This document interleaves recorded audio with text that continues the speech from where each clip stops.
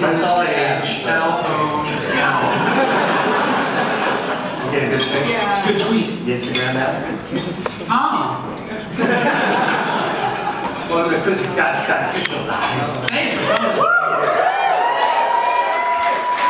Man, what a show we have for you tonight. What a night. I can't see anybody, so I assume. Oh, there they are. Oh, don't do that. No, it sounds better. Crafty. If I stimulate the hypothalamus, You know, I like to imagine that these little candles are just like, they're like sea lights on the water. Yeah. It looks like we're addressing the sea. I love you, Don. Great show tonight. Yeah. Guess what? Card Kingdom brought it all together. Yeah.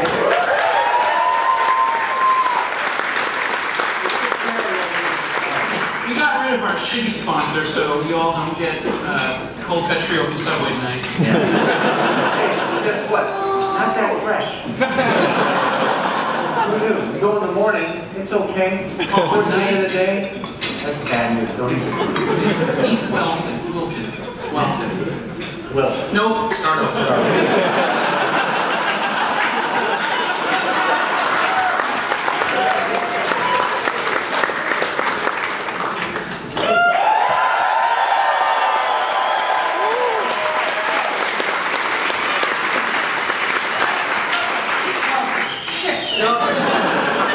No, but seriously, so some of you guys might see us at PAX, we do panels and stuff, other conventions. Now we're too legit to quit. Yeah. Don't make the reference. We won't quit. It's too old. I give up.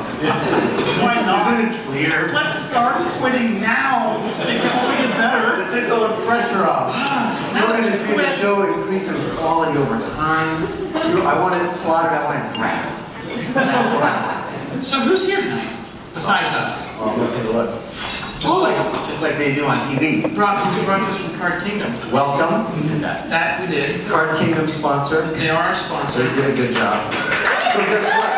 We got LoadingReadyRun. Excuse me.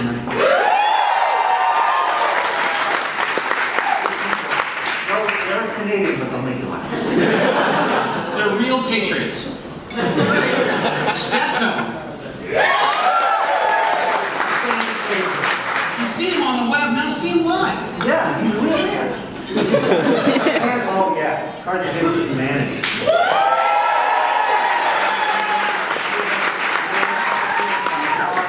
And then at the very end of the evening, to top it all off, it's going to be Pawn Storm.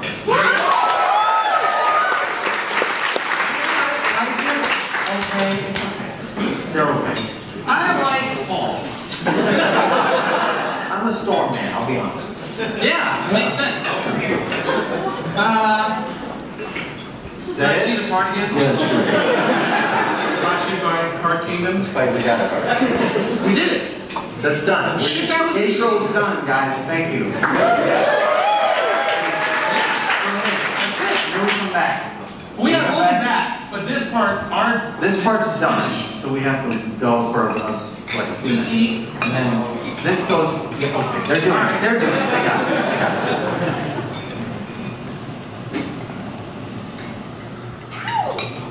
Yes, they can.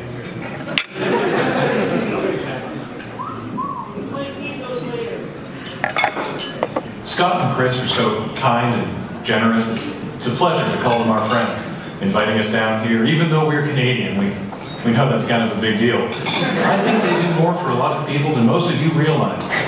Did you know Scott and Kris are the Kris and Scott of the internet? Kris has really encouraged me to keep drawing and to practice my art. Thank you, Kris. Scott has improved my ability to systematically disassemble someone's feeling of self-worth through sick hot burns. You arrange the letters in Scott Kurtz to get Owen Wilson? Coincidence? We all know that Scott is an energy being sent back in time from the year 2553, but you wouldn't know it from talking to him. Kris showed me how to tie a reef knot while we were scuba diving in a reef. Kris saved my dog from a burning dog orphanage. I checked out to the dog orphanage just to see me smile. Scott isn't my real father, but he keeps telling me that he is. Kris actually is my father. And my mother, it's a civil union thing, had a weird childhood. Fun fact, Kris used to be 10 feet tall, but due to corporate restructuring, he is now the much more manageable 8 feet that you see today. Gentle lover I've ever had. Mind you, I've only been with one person, and he told me he would be the most gentle lover I ever had. Once on a planet Namek, Scott defeated the evil galactic emperor Frieza. Wait, that was Goku. Sometimes I get Scott Kurtz and Goku from the TV series Dragon Ball Z confused. Scott Kurtz did defeat a galactic warlord, though. Kris used to be a galactic warlord until he was defeated by Doctor Who, I think? He's too modest to tell you this, but Kris was supposed to be named Supreme Captain of the International Space Station. Unfortunately, he scrubbed out of the program owing to weak elbows. Scott and Kris are inside all of us. Right now. You can check. Okay, so I probably shouldn't tell you this, but Scott Kurtz and Kris Stroud, actually the same person. I mean, think about it. Have you ever seen them on stage at the same time?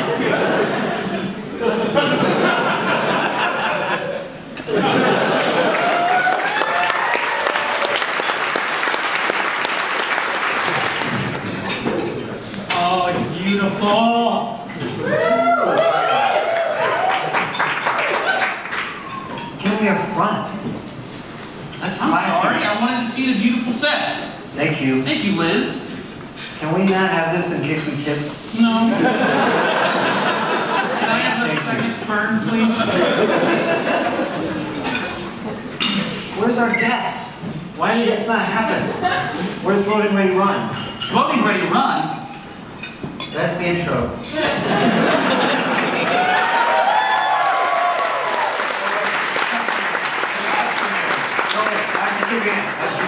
It's custom. It's custom. I'm sorry. Yeah, you have to shake hands. Thanks for coming out. Hey, Thanks for no, you're not in I really appreciate it. That was Liz. Hey, there we go. Hi. All right, I thought there was more. Oh yeah, there is. There's like 12 of us or something, but we couldn't all fit on here at once. So that's why we've got Matt here is in his ref's outfit, and he'll be swapping us. He'll do a little whistle.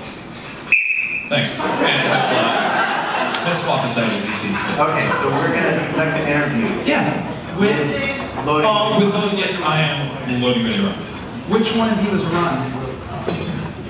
Well, I mean, I guess, so that'd be sort of like the anchor, like the hammer, like bringing up the hammer curling term, like the anchor. And a Loading Ready Run 4x100 relay, who would be the run? Who's the go-to?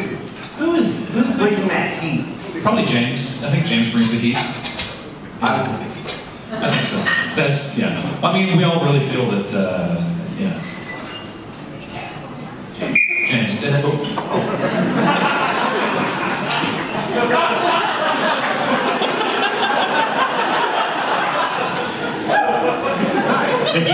So, For everyone who doesn't know what Loading Ready Run does, tell us about what you do. I mean, this is a great video you guys made for us. We really appreciate it.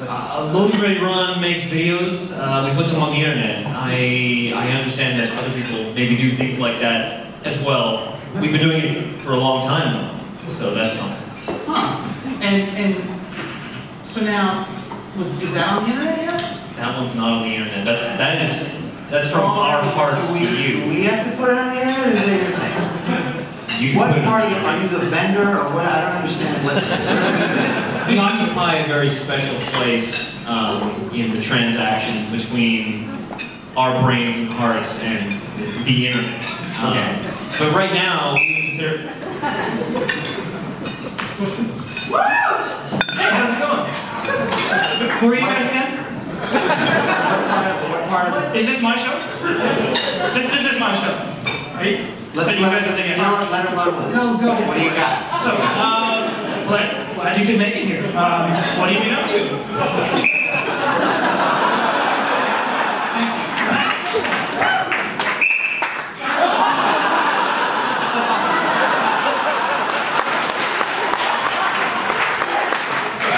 What have we been up to? Well, I don't even, where were we? The question on deck was, what does it feel like being the only girl in Loading Ready Run? It's really hard. Sometimes. Girl, it gets hard. Well, hard. It's like, I think it is. Like, vagina is like, it's like this, and then it's like this. I don't actually really know how my own anatomy works. They blow the whistle. Somebody blow that whistle.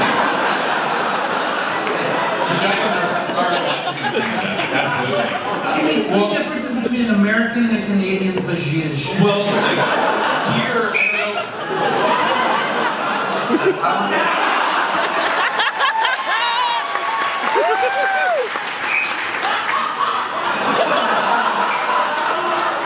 know.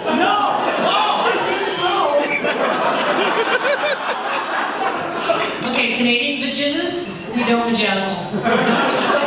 It's actually banned. Are they subsidized? A variety of vagina care is subsidized, but not all of it. Like, you know, cosmetic enhancements. How would one immigrate to vaginally? Well, I mean, if you just want a portion of yourself in Canada. Where do I get a vagina visa? You have to live there for 6 months. You have to marry a Canadian vagina as well. But finally. Yeah, my vagina's feeling great though.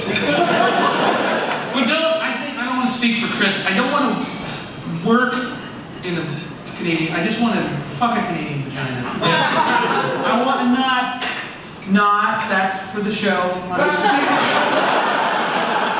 Hypothetically, if I wanted to just internationally fuck. What do you mean, like a Costco order? No, I mean like she's here and That's what I'm I'm saying. here. Yeah. And then the TSA agent is like, really? I'm like, what am I smuggling? You don't have to. Next time he beeps, I'll go out.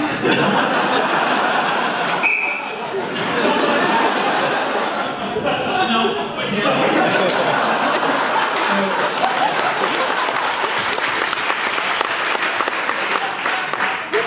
I guess I should explain, because obviously people know who you two are, but they might not know who we are. Right. Tell me about yourself. We do, absolutely. We do sketch comedy. We've been doing it since 2003. We predate YouTube, fun fact.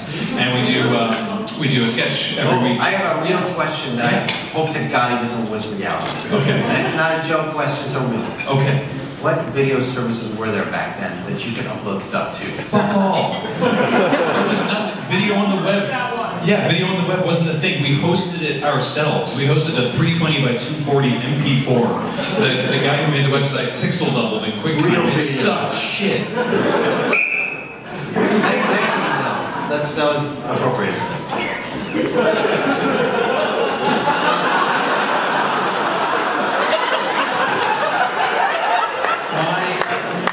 I wish they'd send a guest out. Why is Kris such a diarrhea head?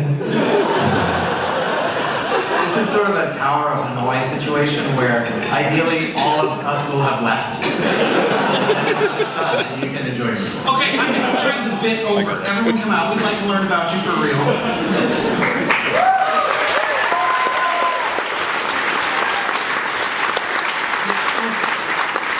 We were gonna replace both of you guys. We made it work. Yeah. Perfect.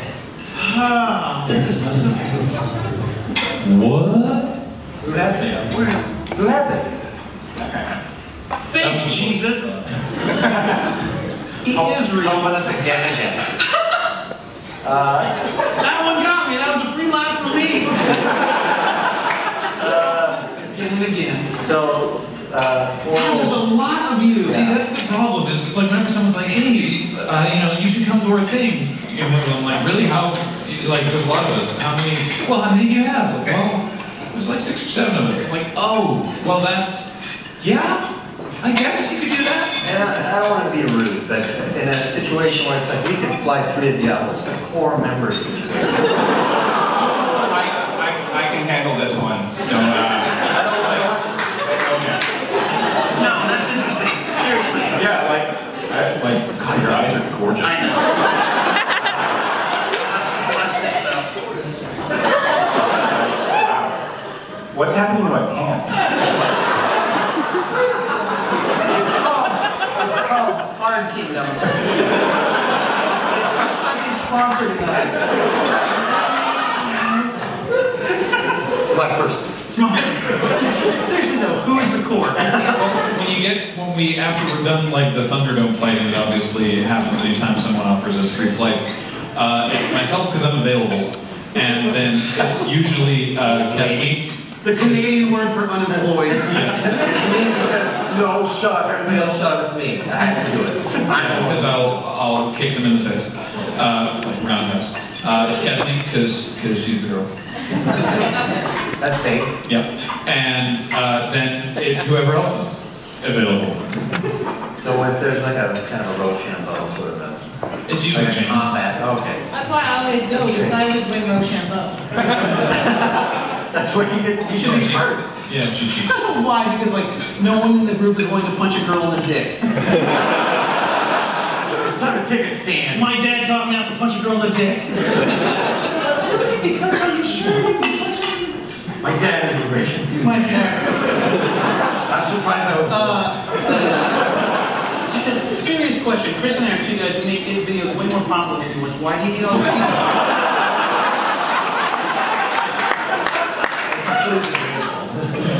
Is it really? No, I don't think it's that debatable. It's, Are we the Loading Ready Run show? Or? You cut us deep. We outnumber you, we could probably take you. I like this one, we can take me. I like this one. That's like how my grandmother would say, What's your name? You're a handsome devil. I'll take this one. Well, basically, I think it comes down to a division of labor, right? Don't answer that question. That was a dick question. Let me see your time card. I'm sorry, can you get back to the moment we were... Yeah, I was giving you a bullshit answer. That's like... Chris and I have many fights created. A lot of them. Yeah, that's true. This one, we're on one right now, you don't even know it. How do you guys get through making a video with so many different points of view and not getting in a fight? Can we huddle on this one? Because that looks really comfortable.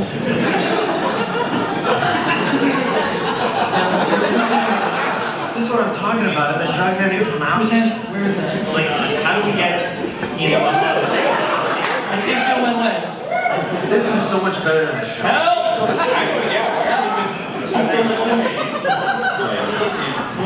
Where is she? Gay Chicken, sponsored by Arcade. It's going to be a family show. Oh! It's a perfect time for one of our sponsors. I'm sorry about that.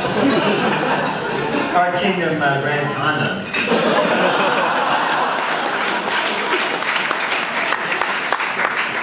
You never want to enter a dungeon without your armor.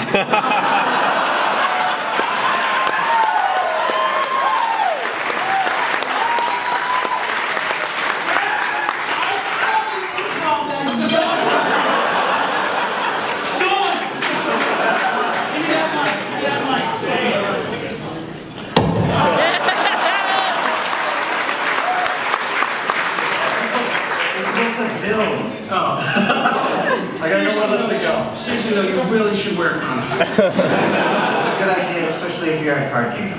Where is it going to stay? Seriously. Because the place is filthy. Whenever I enter Card Kingdom, it's condom. I'm sorry. I just want to play good hand. Have you ever done any condom jokes? We did a video about condoms. Hold on a second, I'm trying to connect wood from Catan with the condom joke. I'll have it in a second. No, you built it. Shit, no, I should have gone for sheep. Sheep in the condom joke. Sheep. No. We came into possession of a box, actually, an entire box of condoms. They were the kind they get given away for free, so they were really shitty. So yeah, we did a whole video about what to do with, like, who was giving them away? Is this a real story? It was a movie promotion, if you can believe it. Yeah, no,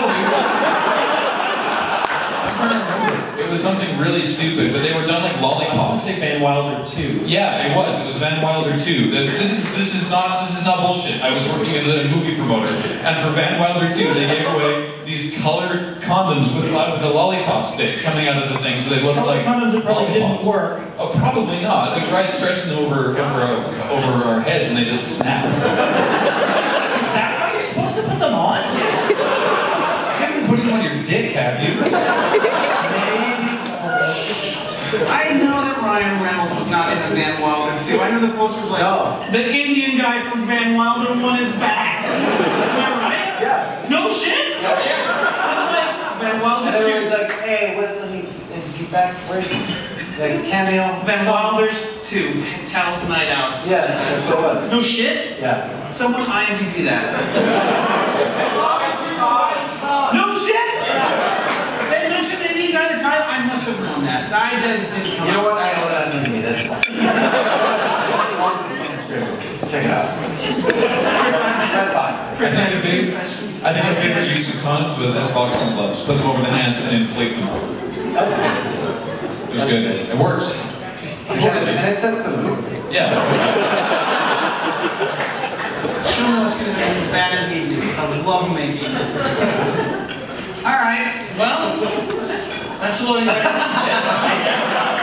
Good job. Liz, what are we supposed to do? Liz. Brought to you by Carthy. Did we have enough? Did we do enough time? Do another one. Throw things at us. For real? All right. Oh yeah, start taking tampons. These are great, I know. It's an incredible product at a reasonable price. Games aren't just for guys, they're for girls too, and nothing will rent a marathon session of Dungeons and Dragons like Hold and Throw.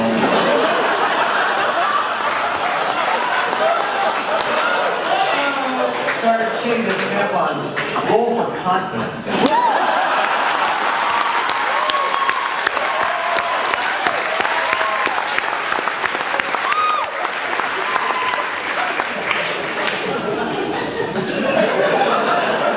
So when we got the box of tampons, what we did is, this was a lot more difficult. What Van Wilder film was Yeah.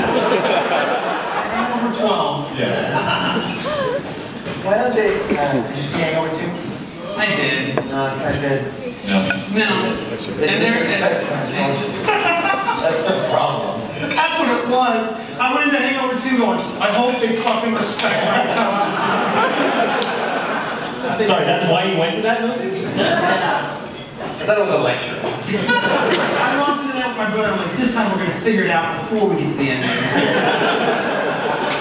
You read the DVD, you're like, pause it, okay, pause it. Okay, here's what happened. Look. My brother and I have done that. Hold on a second, I have to tell a story. My brother and I did that with James Bond movies. We're like, this time we're going to follow the plot. We can do it. You can't do it. At some point it breaks down. And it's not because you didn't follow. At some point you're just like, okay, control, right? And then they, for the thing, ooh. Oh shit, fuck. Just a technically written. How many beers have you gotten through by the time you get to that point in the movie? Oh no. One glass of wine is done for this. Yeah. I need to climb into James Bond and it's like, yeah. That'll set me up. Right? I just climb into a Zima and put on GoldenEye, and I just get lost. Those Remington steel blue eyes. Then I jerk it off to Fanny Jansen. GoldenEye. You know, it's like GoldenEye and 6. Did you know that multiplayer in that game was an accident? No. It was like thrown at the last minute. They're like, yeah, fuck it, multiplayer. Guys, did you know that GoldenEye multiplayer was an accident?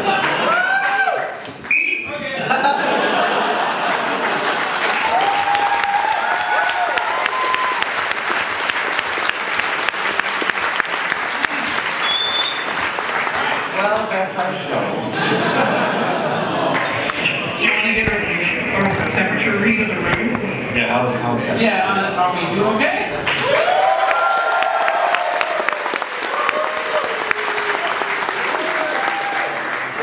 The bear's saying that it is actually illegal for us to drink on stage.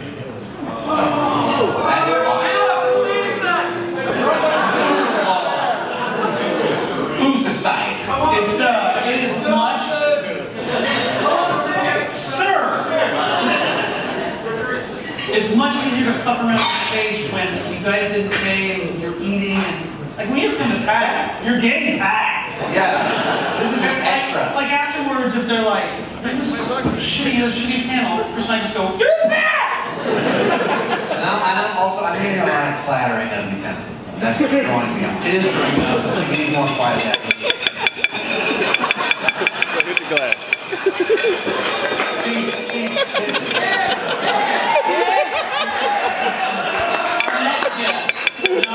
Stretch?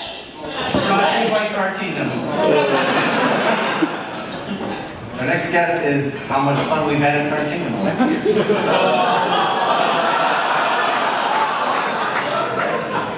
I actually want to, now this is a joke because it depends. It's actually not. It's actually not. It's not? These are the ones I have. No, this is a generic. It's depend. Skirt around that. Yeah. Oh, that's mean. Some old fuck is gonna go, thank God, the brand I trust.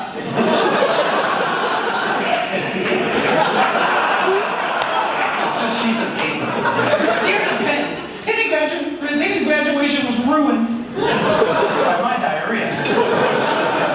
I like that the tone went up by my diarrhea. Are you curious? You want to check them out? I do. You want to pop over? Like I've never seen one. So come on the joke. Dude, it says pull down. Oh.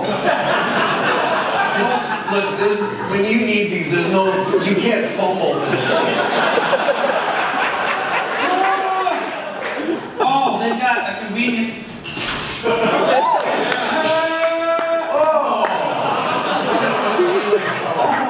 Are they gray like that, or is that a light? It's supposed to look like plate mail. Oh yeah, I got it. Wow, these are big. Check it out. Okay, that's it.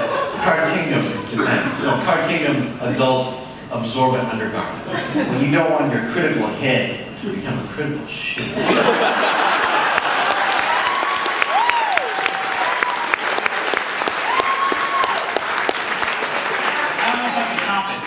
Try. Give it a shot. Or give it a shit. Oh no. Oh! I got it! Shit! Go. Yeah. Card Kingdom, adult diapers. Because you don't want to roll a 1 when you're gotta go a 2.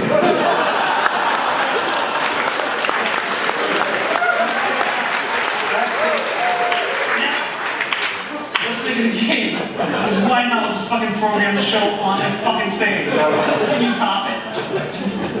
What if they just no? Can I ask you a favor? Yeah. I think this is the one point in my life where being the fat guy helps. I won't fit these, but you will. Can you?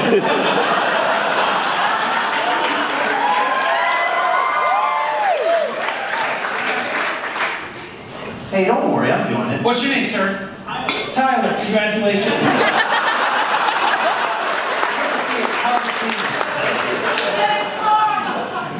Hey, next time you play World of Warcraft, don't let the hit stop.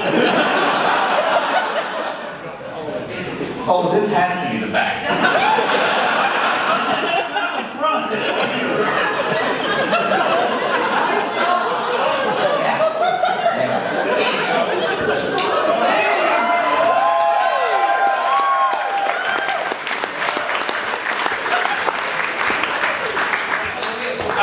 Game on.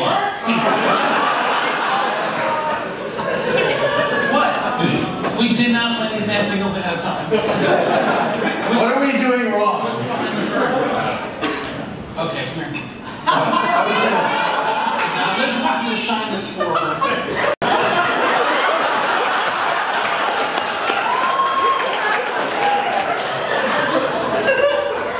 Can I take it off yet? No. Sorry. The good news is you are a man. The bad news is you don't get it. What's your name?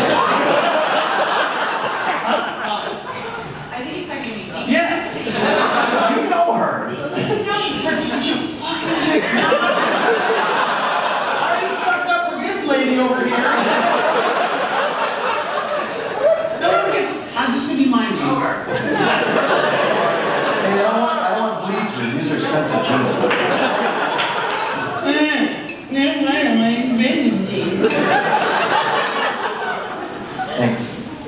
This is exactly what I wanted to happen.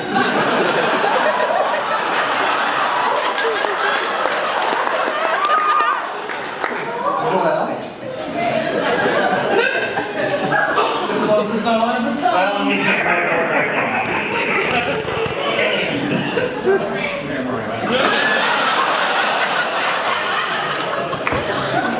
We got at least 45 minutes more of adult lecture. Smells like the Egyptian saints. Take that home. Enjoy your meal. Now, you don't even need intermission. Fuck it. You can stay right here. Whiz with confidence. Yes, Liz. I understand we've got another guest on the phone. What? Yeah, it's gonna be good stuff. Shit. This is gonna insult my order. No, that card is expired. Oh, no, it's not. No, it's still good. Yeah. I think we've got this is Stepto. Can I just mark LoadingReadyRun as a failed bid? They're not here, they can't hear this.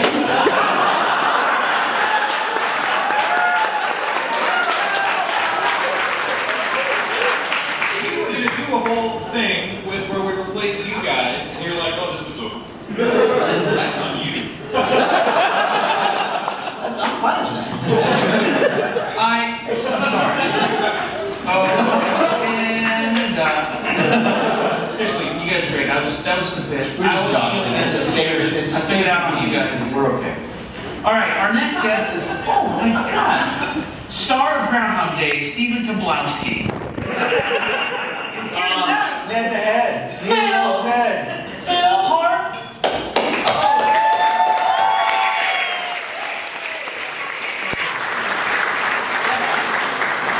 What a treat.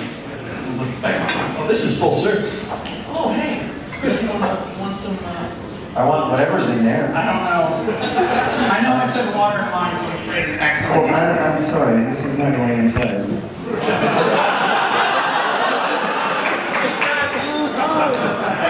I think it's showing off your crotch. I'm pretty sure it's American beer. Yeah, water.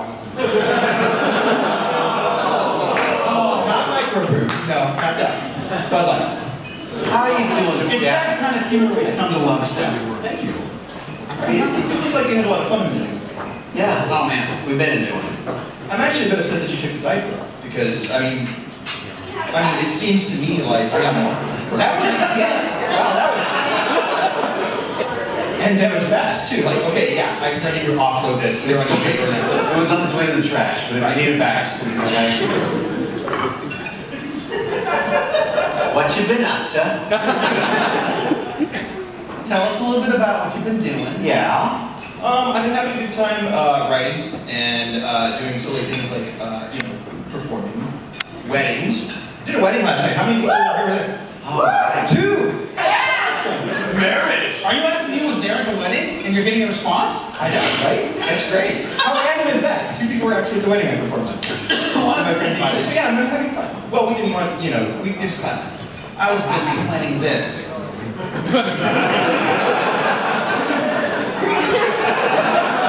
Every movement had to be calibrated. I wouldn't believe the backstage preparation. You really wouldn't.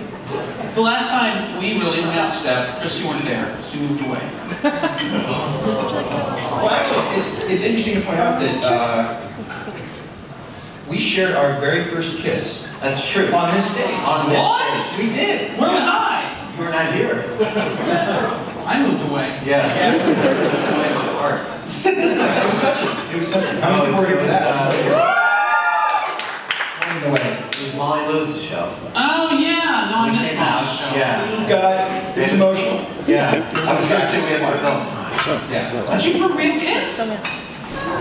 There was this little side lip action. Yeah. Again, his beard is so soft. Hold on. It's so soft. Our beards kissed. Yes, our beards kissed. Yeah. So now you've kissed Jerry on the stage, and you've kissed Stepto on the shit stage. Well, he told me. Shit. Shit. You can feel your hand. I can't. Where's my kiss? I've been knowing you for 10 years. Now, We got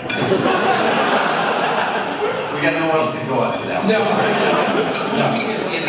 Yeah, right. I can't top that. I can't contribute unless it's a three-way kiss. Nobody wants to see it. You just wrote yourself in there.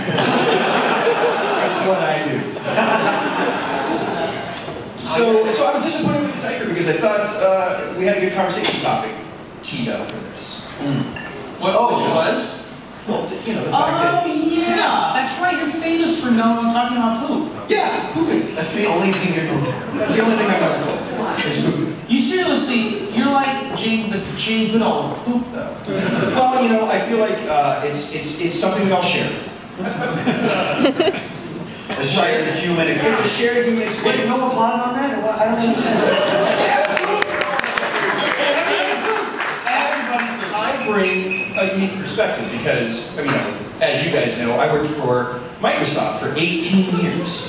Wow. Yeah, long time. So I lived in the corporate world, and so I bring a unique sort of perspective to the geek/nerd problem that I think we all, you know, at some level share of pooping at work. It's a nightmare. It's a nightmare. It's literally the worst thing you can do. It's tough, right? Because at the end of the day, when you look at the bathrooms, now my perspective is strictly the male bathroom, right? Understandably. Sure. Because ladies, let me tell you, like your purse, the female bathroom is like a completely alien world to us, right? I mean, I like to envision it like, there's some candles, maybe some tasteful wallpaper. Maybe it's just how I imagine it. I mean, it's like an alien world, right? You gotta go back to when you were young. Did you just go in there and I didn't. No, I wish I did. What? Tell me about it. Because I envision like seriously, I envision like there's a little couch in the corner with maybe. Yes. No. There was a couch in there. No, it's different there. It's different because the men's restroom. The men's restroom. Like a couch with cloth on it? But see, a real couch. Now your reaction right now is why it's so alien to us, because the men's restroom has all smooth surfaces. There's a lot of tile. If the designer was feeling particularly saucy, the stalls might be taupe instead of gray. The floor subtly slants down to a center place with a very inconspicuous drain. It is as if the designer knew that one day, it was going to have to be blast cleaned with a pressure hose. And you notice the concept of even by describing what we think the women's bathroom is like kind of feeds into, yeah, probably one day it's going to need to be blast cleaned with a pressure hose. And so, I mean, right? So I actually wrote this story on my blog about sort of the things that you might encounter when you're in a public place or at work or something like that. Mostly work though, right? Mostly work. Because that's a very specific environment. It is a very specific. Well, you might know that pair of legs. Yes. You might know those shoes, right? Yeah. You might know those shoes. I know what you wore today. Look at this shit. Like if I was wearing it, I know immediately. Well, it's me or what we. Yeah, one of the two. So both problem poopers. I got spoken to him about it. Okay. But the way I look at it is, on the show to talk. I'm sure he thinks it's awesome. I got what you did there. He does think I got what you did there because he does think it's awesome. I gotta give the inflection. That's the. Oh, I just pictured him on the toilet. Oh, this shit is awesome. Fucking on poopness. Yeah. Best poop ever. So I was describing the sort of the scenario, and I won't go deeply into the other side topics like the male restroom urinal rules. You probably have all been, right? You know, if you walk in, there's nobody in the bathroom, you are in your optimum pooping experience, right? This is the best you're gonna get. No one's in the restroom, no one's in the stalls, no one's in the urinals. Question. There you go. How many stalls? In the typical Microsoft restroom I came across, there were 3. 2 normal, and then there's the handicap stall, which I always refer to as the luxurious upgrade stall. You don't take that one if all the others are empty, because that's just not cool. But if that's the only one you get, then congratulations, it's like winning a lot. But the urinals are simple. I mean, you guys probably all know these. If you walk into the men's restroom, there's a set of urinals. If there's no one there, you take the one closest to the door. Right? If there's other people there, there's always one urinal in between everyone. Yes. And if, unfortunately, there's no option for that, well, you just wait. This is the same. Well, we have to talk. Let's not get into the trough. That's the worst. Okay. That's the worst. Is that not the worst? Okay. In Australia, they had the trough. Yeah. But they had converted the trough concept into a full oubliette of urine. It's like you walk into this space, and then, I remember that. And then there's a closed room, but the walls of it are urinal. And the flooring nearest to the urinal is grating. So I saw some people standing back on the solid tile. I saw them standing with a grate and just urinating straight in. And that's how you maintain. You go wild. And they bring all. They're so friendly because you're thinking American. Not the conversation. No, like literally, I'm pissing and the guy next to me is like, how's it going? How do you maintain the 3.5-foot rule at the top of the curve? You can't. Wow, that's like a nightmare. That's nobody. Everybody gets in there and then just nobody goes. It's just shy. I can't do it. Just a bunch of stone-faced men. A nervous whistle. Yeah. And then there's the one guy who can just do it under any circumstances, showing everybody up. But then near him, the confidence, so you're the distribution from him. Yeah, right? Yeah. That's beautiful stuff. Yeah, no, it is. It's artistic. It's like a wave. It's artistic.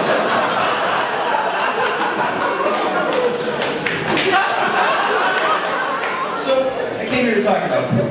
I'm so sorry. Never. Sorry, You'll have to check out this urine stuff. This piss talk is keeping you from laying the truth about shit.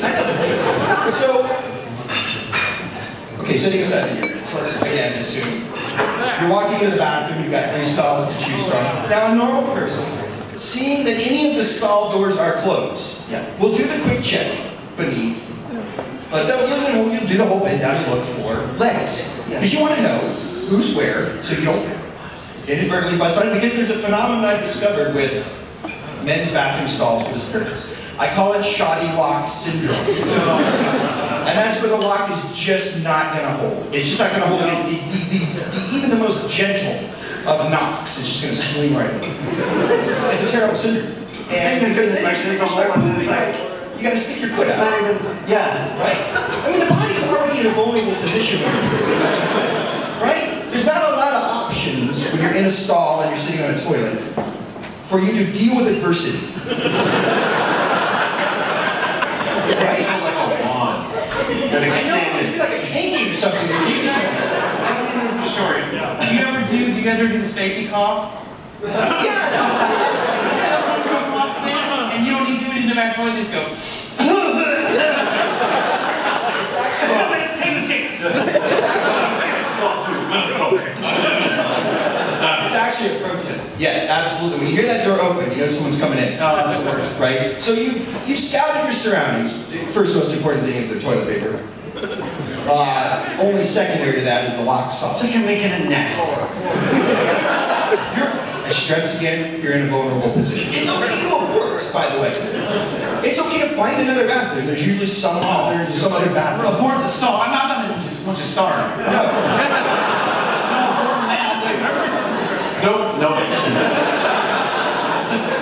You could, though, if you had to. That's an option. Right? Yes. Because what I'm about to describe, is like the option where you want to consider that, right? Okay. Now, you're in that vulnerable position, right? 1 foot up. Let's assume that the lock is okay. So you don't feel like you have to brace. Stirrups. Right?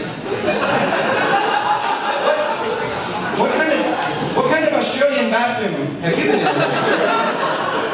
All of them. They think of everything. It just strikes me as angle would be, you know what? So you're in your hopefully optimum pooping position for your safety and your comfort. Yeah.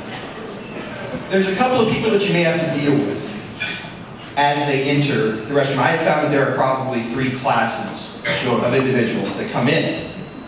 The first is someone I would call the Juggernaut. Now, as I described earlier, most normal people will enter a bathroom needing to poop, and there'll be some closed doors.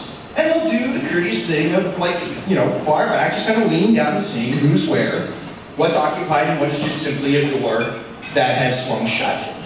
The Juggernaut cares not for this moment in time. The Juggernaut busts on in, seeks out the very first stall with a closed door, with the shoulder, twice. Once, not enough, because that door just might be stuck. Do you think that's enough data collection? Right? You think of, no, that's the Juggernaut, bitch. It's not cool. Yeah, and you're terrified. Right? He's got a hot pocket he's got to get rid of. Perhaps Taco Bell. That might be choosy. But you're stuck there in a vulnerable position and someone is assaulting your sanctum sanctorum, your safe place. It's almost like your property at that point. Right? Let's be clear. Common law. You probably marked it in some way. Set up shop. Oh, you beat me to it. Someone said squatters' rights.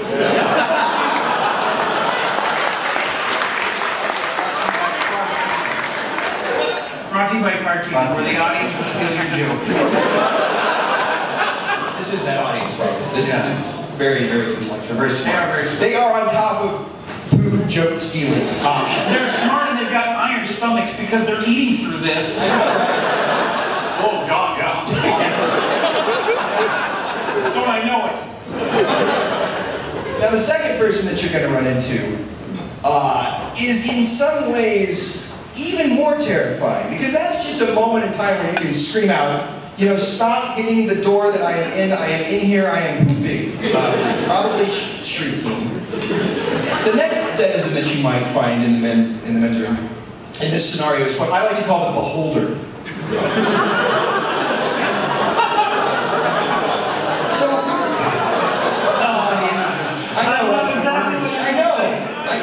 So here's why, you'll know immediately when I describe the scenario, you'll know why they're called the beholder. You are again in your vulnerable position. You have begun, perhaps. The train is rolling, so to speak. Now, most stalls in the men's room or ladies' room, there's a gap in the door. The beholder is nice enough to not just barrel into the door like a giant. Instead, they look a little too long. And all you get is this eye. He's like a little kid to the top of the stall. He believes that unless if he can if I make eye contact, then I'm not there. But so like all of this is like. And then now the hesitance. Hair. Right? And so all you see is this eyeball. And it kind of goes up and down, and they see you. It's not like you're some type of thing that needs to be like puzzled over. It's either you see tile and an empty toilet, or you see a panic-stricken face, wondering why they're being stared at. Hey, if you were willing to wait, this one's A101. I got this stall, man. No, I'll be done in a minute. Yeah. It's a good one, it's prime real estate. Yeah. Alaska Airlines Gate 58, Crip stall, best stall on SeaTac. There's a Yelp review for this stall. And the mayor of stall number 4, Microsoft building. Alright, now the last one that you run into is, again, just picture the guy back at his desk with his phone goes, ding, done. Poop in a day!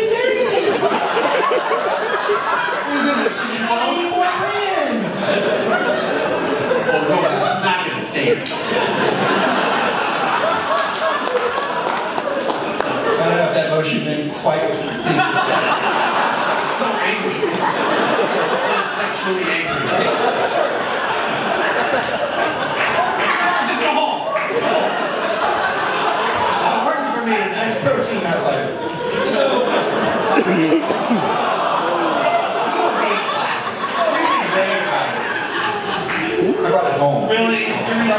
disgrace this piss shit talk with a tongue.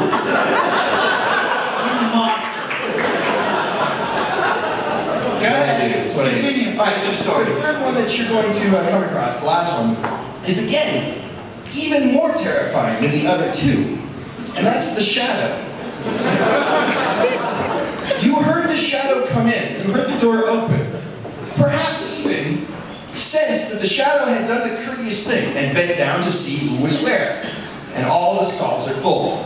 You hear the shadow walk over to your general vicinity. Obviously, they need to use one of the stalls. Then you never hear a thing again. I know this man. Now you're in total performance anxiety mode, because do they gotta go really bad? Are they still there? I didn't hear them leave. Should I go faster? Should I vacate my stall because this person... And you've got nothing to go on. If you try to go faster, you will ribbon over. You will prolapse that record. That is not good. And people think, like, I've had people tell me, oh my God, I'm the shadow. And I'm like, you're the worst. Because you think you're being courteous. But I'm in there now just under total pressure. Just like, and not in the normal pressure way. Now I found the cure, by the way, for constipation.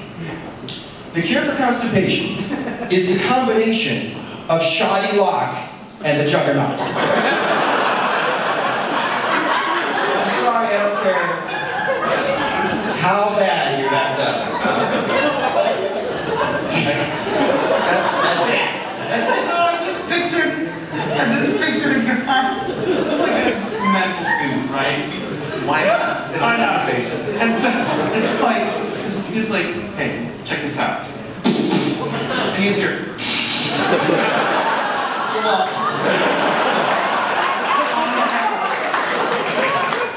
On the house. Thank you. Hey, thanks. Because I have, not to interrupt you, but have you ever reverse beholder? No, that's different because it's got to be wider. No. The angle. No. This is a total kid thing. I think it's going to be called a double reverse beholder. Here's why. Watch yourself. It's happening more than once. It's fucking terrifying. You got a shadow. This is great. I love you. See my turns? Yeah. You got a shadow. And you're doing this and you're like, what the fuck is this guy? And the toilet's door's far away from you. You have no feel of see where you're going. What the fuck is this guy? And you're scanning the room by using the mirror. And you just go, where the fuck is this guy? And then your eyes meet with the mirror and you go, shit!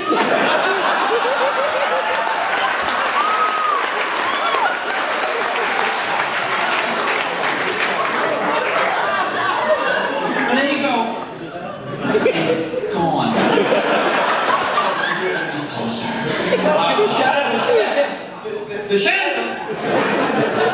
The shadow is one of those examples of, you know, you're a hero long enough, you live to see yourself become the villain because they think they're doing the right thing. So when you did that, inside the stall, they would shit and went the other way. And you'll never make the eye contact again. I would like to give you, you know what the term for it. Well, it happens a lot in the Penn Arcade offices because it's a public, it's not a, our offices don't have a bathroom. Thank God. No bathroom? The first Penn Arcade office I ever visited had a toilet in the office, and I made the mistake of using it as a toilet. It's not like I took a dump on the ping pong table. It's like, fuck these guys. I was working in Mike and Jerry's office. I took a shit in the toilet.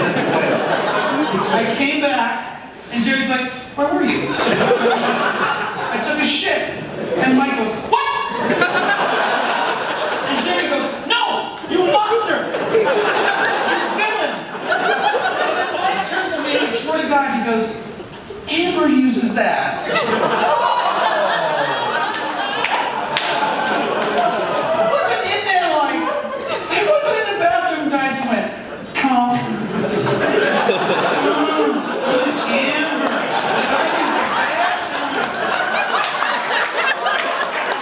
He wasn't in Australia. No. And then Jerry's like, no. You go outside, dig a hole, shit in the toilet.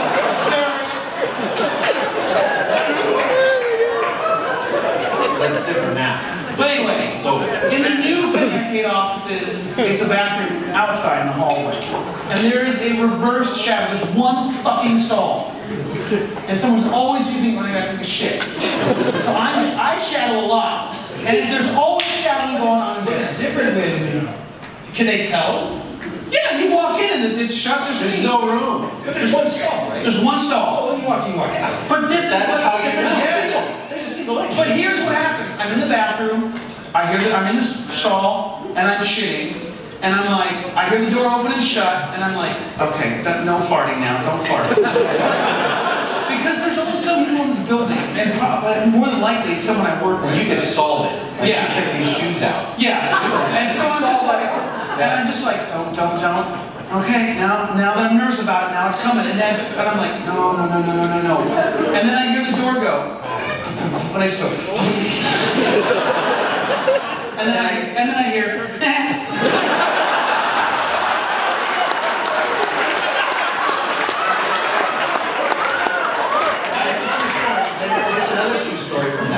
What do we got? Yeah, we got it. Oh, we're out of time? Okay. Did you finish or you didn't finish?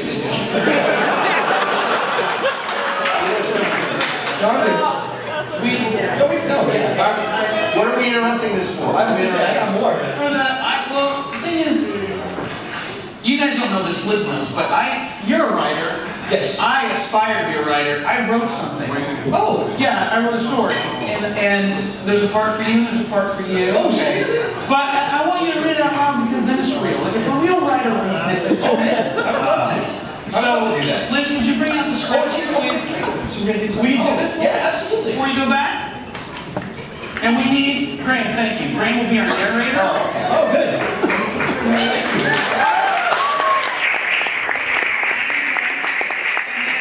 Alright, so Graham is the narrator, Stepto, you'll be playing the character of Stepto. I see that. Kris will be, you'll know when to come in. And then I need one more person for the role of... Did you write fan fiction about me? About us, dude. About our adventures together. It's called the Van Hammer Directive. My goodness. It's an adventure by Scott Kris. I need one person from the audience to play Mick Jagger. Can you bring the lights up a bit so I can... Pick someone who's like... I want someone who will be a real treat for. Someone who's Someone who's a thrill that doesn't normally get to do... back here! Someone who doesn't normally get to do anything exciting. You, sir, come on. Me? Yep.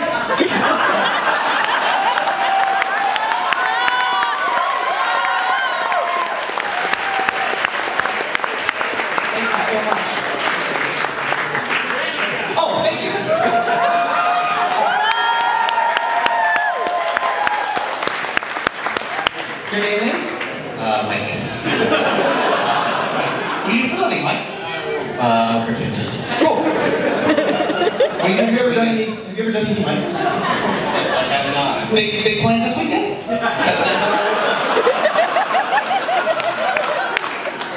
Alright. So, You're Mick Jagger. Mike, you're in the role of Mick Jagger. Why wouldn't I be? Oh, no, he looks. Want to stand up? Are we sitting? Okay. Let's stand. I have better energy. Theater 101. Alright, so, Graham, this is the Van Hammer Directive, an adventure by Scott Kris. I don't see Mick on the first page. You come in later. It's an important part. Graham, I'm sorry, go ahead. I'm sorry, were you not the most important guy?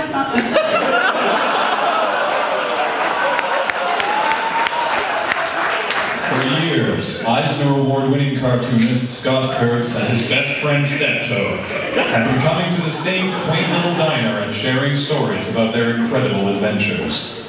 Stepto waited eagerly in their favorite booth, ready for another morning of jawing and joshing. But Scott had never been as late as he was today. I'm starting to worry. Scott's always incredibly punctual. Probably the most on-time guy that I know. And smart to boot. Maybe he's just on the phone with Will Wheaton or Mark Waid, two other of his famous friends besides me. Stepto, sorry I'm late, but something happened. I think I think someone is hacking me. Stepto thought this sounded serious. This sounds serious. Scott, in 2009, I'm still Xbox Live Enforcement Director, But this is even beyond my genius. And I'm only a creative genius, and Eisner nomination winner person. Did you win? I did. I won in 2006. That's awesome. That's a long time ago.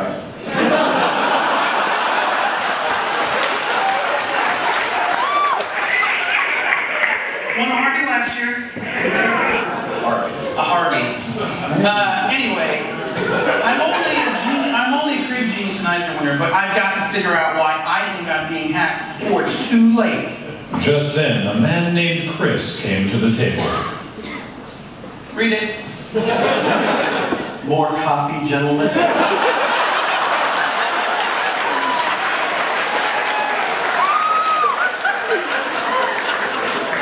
No, fuck off, you hairy beast of a man. Yeah, I did a little bit. Read it again. More clear? Okay. You step on it, read it again. No, fuck off, you hairy Arabian beast of a man. Whoa, whoa, take it easy, Step. We should respect all races and cultures, especially ones who are probably sensitive about their big noses and crooked teeth like Kris.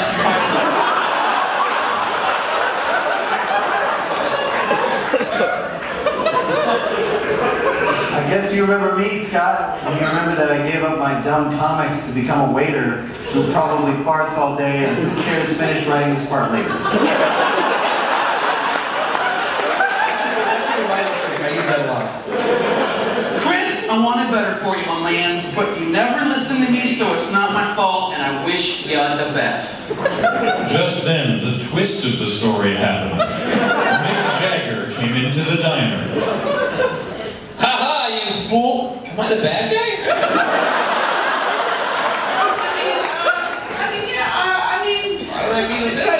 It's just, I think... Haha, you fools! I have been hacking you. Scott Kurtz. Did you forget? 2009 is the year Free Jack happens. That was Free Jack.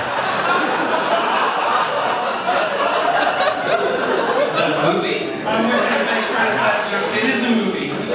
Scott, slightly confused Mick Jagger, is hacking into your mind so that he can replace you. Then he'll be the pioneering father of webcomics and have your incredible hair.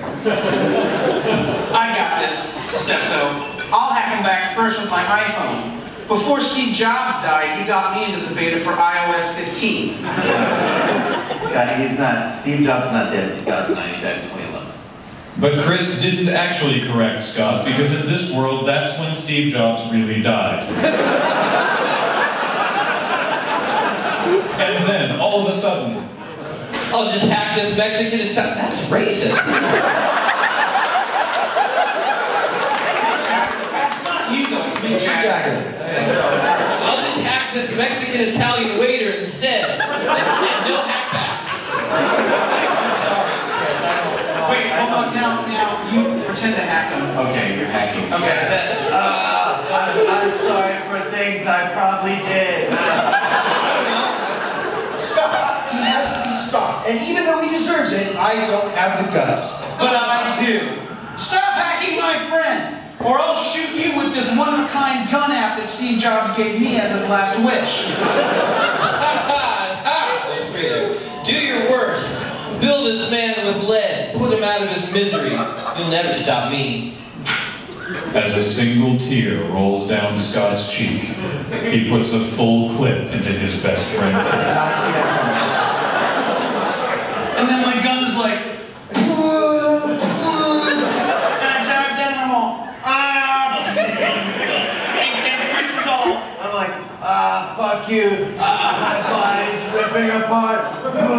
And my blood's spraying up. And then Scott says, I'm sorry, Alfred, it's the only way. And I pull out a 20-06 and I'm all, this is how you kill a man. And I'm like, and Mick Jagger's like, oh fuck, my guts are blowing out blood. And Stepto's like, This is the coolest fucking thing I've ever seen. And I worked in Microsoft for a long time. Oh, you did it, Scott! Thanks for killing me, Scott. I've enjoyed living, but you're doing enough living for the pulpit. It's okay, Kris. Now you can come back as a ghost, and we can solve crimes together as an unstoppable team, and I can teach you what it means to be human. This is the best part. This is the best I'm not going to say this. You have... You added this after I saw it. You have... I did not. Yeah, I didn't see this in the draft that you showed me. You really want me to say this to you? It's no, this is beyond the best. Rick Jack said... No, it's not. Alright, I hope you fucking enjoy it. Here it goes. It's not real. Yeah, I don't say this lightly, but you're the me of webcomics. So coming from me, that means a lot. So start it up and never stop.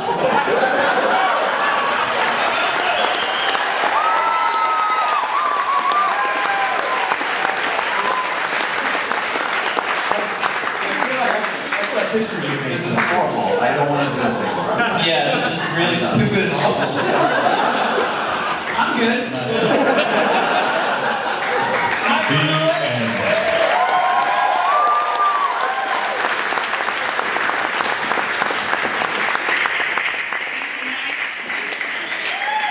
You can see Mike this weekend at PAX. What do we got here? Hold on a second. What is that? Oh, yeah? Oh, really? Oh, okay. So Speaking of pissing and shitting, got 15 minutes to go take care of that business. And then we did edit that after, didn't we? What do you mean? Well, that last line wasn't in there when you read it in the office. No, it came out. Yeah, absolutely. All right. Thank you. Thanks. Thank you so much for coming. Give me a kiss. We start the kissing line to the hot mic. so you can see it. Now you can see how the sausage is made. How do we sound? It was live the whole time. Oh, we learned something. They revoked the law for us.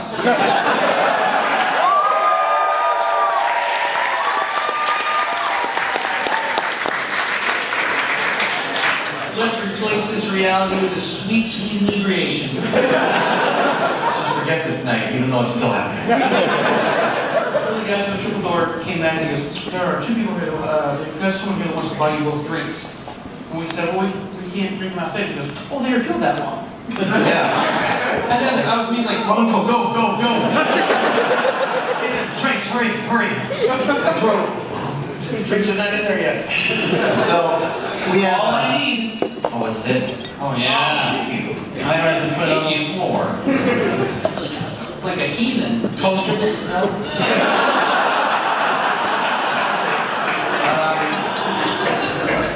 So I guess we asked for questions. We took some cues from the Twitter We audience. took some cues from the tweets for us to A. We're gonna have real good tonight. We're going to cue right up their A's. Let's see what we got. Company will come out of this. This will get those jokes. Let's get those laughs out. Hurry it up. You don't want to do another 2 hours on poop? It's a rich vein of material.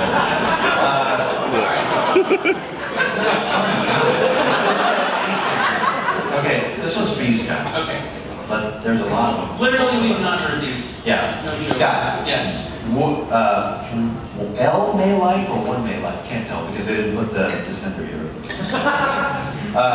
Wow. Fucking font. Shut up.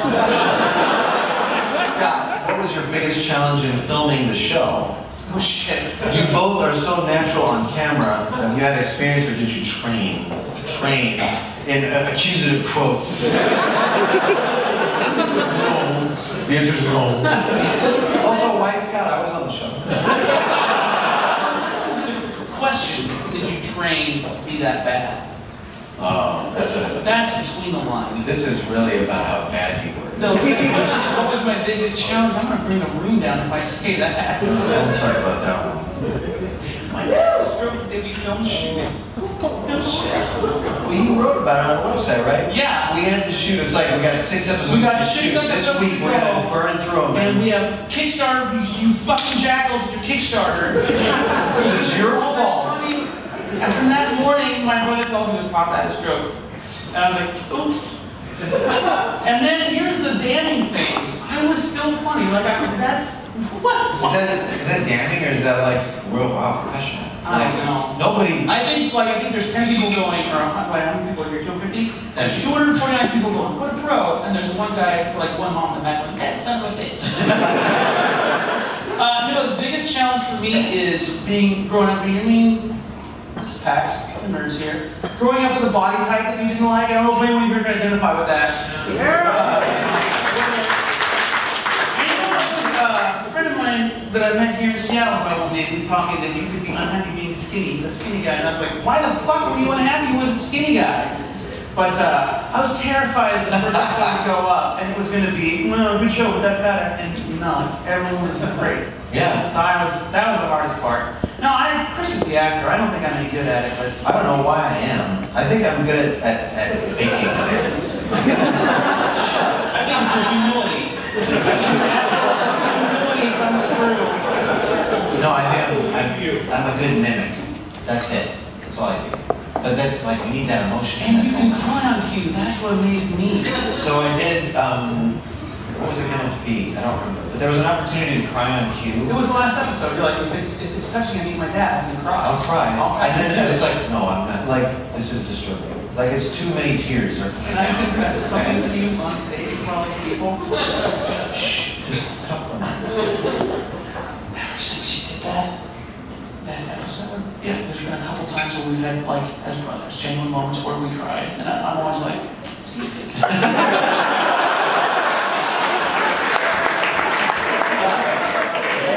No, crying. All right, good Next question. Thank you very much. Good question, person who's the right fucking font. There we go. Now they're handwritten, so. See, I know these glyphs well. So, what do you do for that not so fresh feeling? What do you do, Kris? Take a shower. Just go in there and get rid of all that washing down the drain, wash your cares away. How about take me away? Get fresh. You know what I'm talking about? Get that scrubby brush. What do you do? I'm always at a change of clothes with me. I'm never too far away from a change of clothes. That's why Australia was so terrifying. Why? Because your clothes are if I felt like, well, what? Your clothes are all You don't have clothes there. Well, look, if you go to Australia and lose your bag, you get off and you're like, ah, no, buy new clothes. If I get there, I'm like, do you have any big and tall shops? I'm like, hey, take it easy.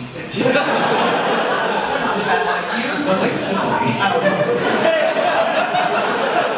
If you live in Australia and you're like, what do? I need fat clothes. You're like, hey, nobody is fat.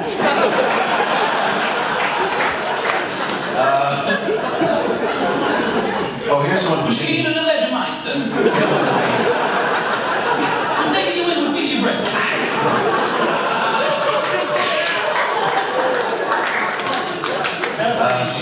Kris, do you formally script out Chainsaw Suit? And if so, what does it look like? No, I do not. The scripting process then is immediately uploaded and the product is Please do not make him feel bad about it. Chainsaw Suit is brilliant. He beats himself up all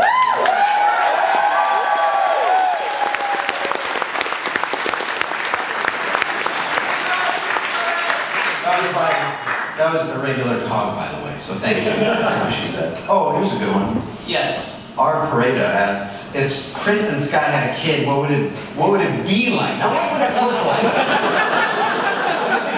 We know what it would look like. Dark.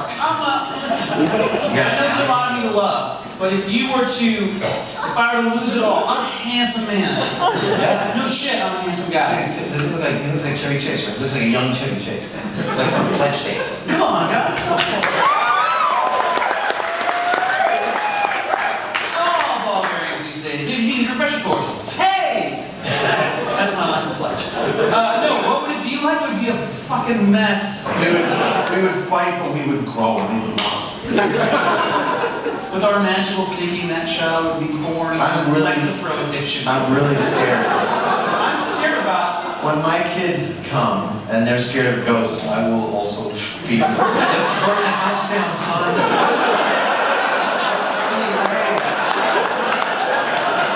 Don't worry about that. When your kids are afraid of something and you're also afraid of it, and you say to them, yes, be afraid, nothing could go wrong.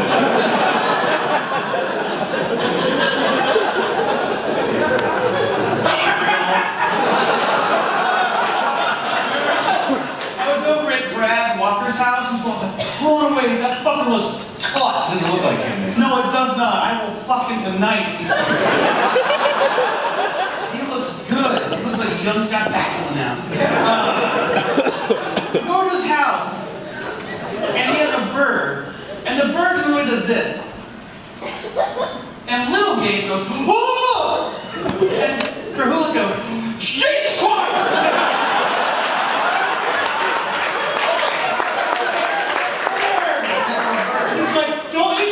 They used to be dinosaurs.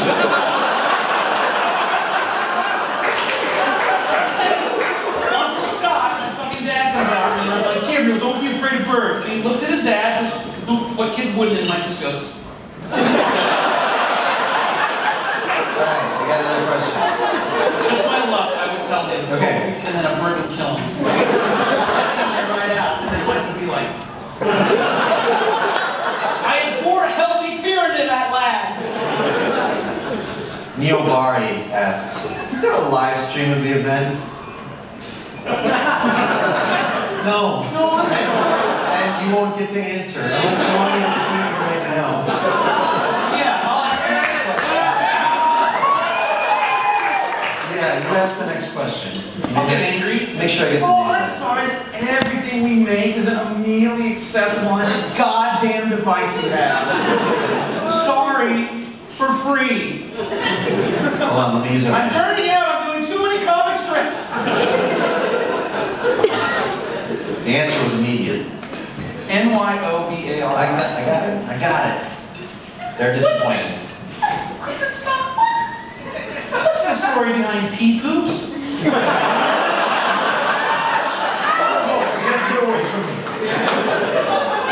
Ooh, the anger at the recorder on the Blam special feature was great. The anger at the recorder. Sounds like it. On the Blam special English feature. second. I was drunk when we made those comments. Now I'm curious. Oh. So what was? That's how you Brought to you by Cartino. Are we mad? No, the question is, what's the story behind pee poops? Oh, it was a litmus test. When I lived in Dallas, I was like, I thought it was a joke. It's about a guy who, he knows every other adult thing in the world. It's not like he's been sheltered, but the one thing he does not have is the vocabulary for like, I'm taking a shit, I gotta take a leak. He just knows pee poops. It just escaped him, he never heard anybody And say somehow he made it all the way to college without learning that the word his grandma taught him for peeing and pooping was, or peeing. Right. That was a conceit, was that pee poops when you poop out of your pee-pee. Right. It's just like a catch-all He phrase. knows what poop is. Maybe he does. I don't know. He's still growing. I'll make it pee poop. You poop out of your penis.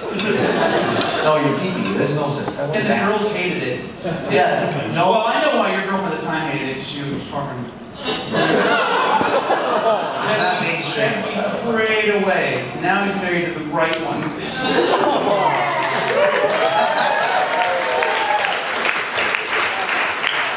Why did my wife like the joke? Uh-oh. She's not a bitch.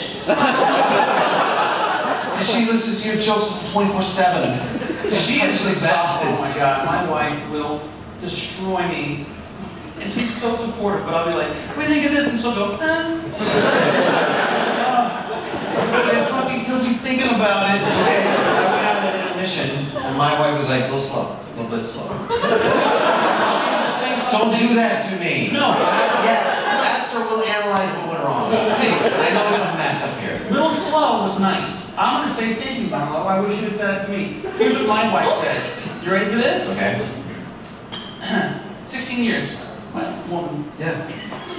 oh, the stuff you, the products are awesome, and you needed it because the poop thing was going long.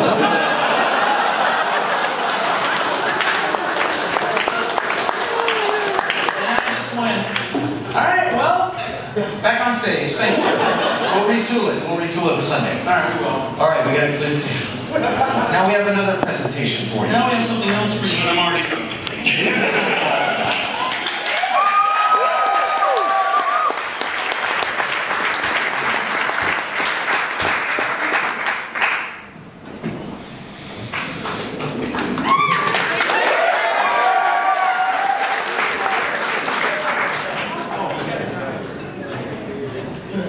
Welcome to Card Kingdom, a palace of cards.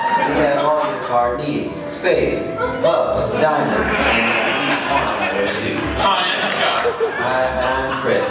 And we love Card Kingdom. In Card Kingdom, there are many board games for your board games needs. We've got Try Furt, or Devon, or Yinch, You're Great, MC Escher, Crazy Fucked Up Puzzles, and plenty more. Amish Hunt, Pray the Gay Away, Don't Wait Style, Sorry, the Mansplaining Game, Call Me Maybe, Battleship, the movie, the movie.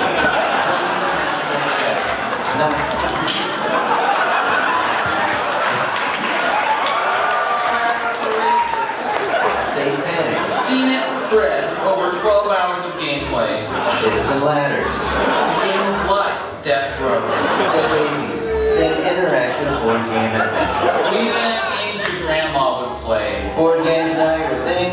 We have more cards. And dice, we have dice games. Or minis and battle area. Thirsty? All you gotta do is just quench your thirst with beer, have one with a friend or something. Or have a coffee and chat with a friend. Have a chat, friend. Card Kingdom, for all your card and other game type needs. Get a card today. Pick up your card. Card Kingdom for all your needs if they're cards or of the card type. Card Kingdom. Is this your card? Is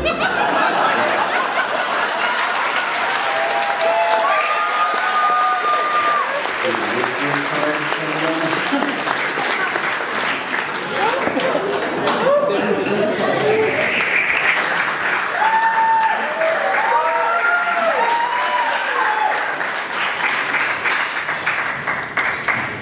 My mic went by. Sorry. Hello. Hey! Introduce yourself. I'm Max. I'm Eli. We made a game called Cards Against Humanity. Jesus, this thing's taken off. Fuck! So you guys you like bad words? Is that what your thing is? You into that? Yeah, we like cussing. Yeah? And who here's played it?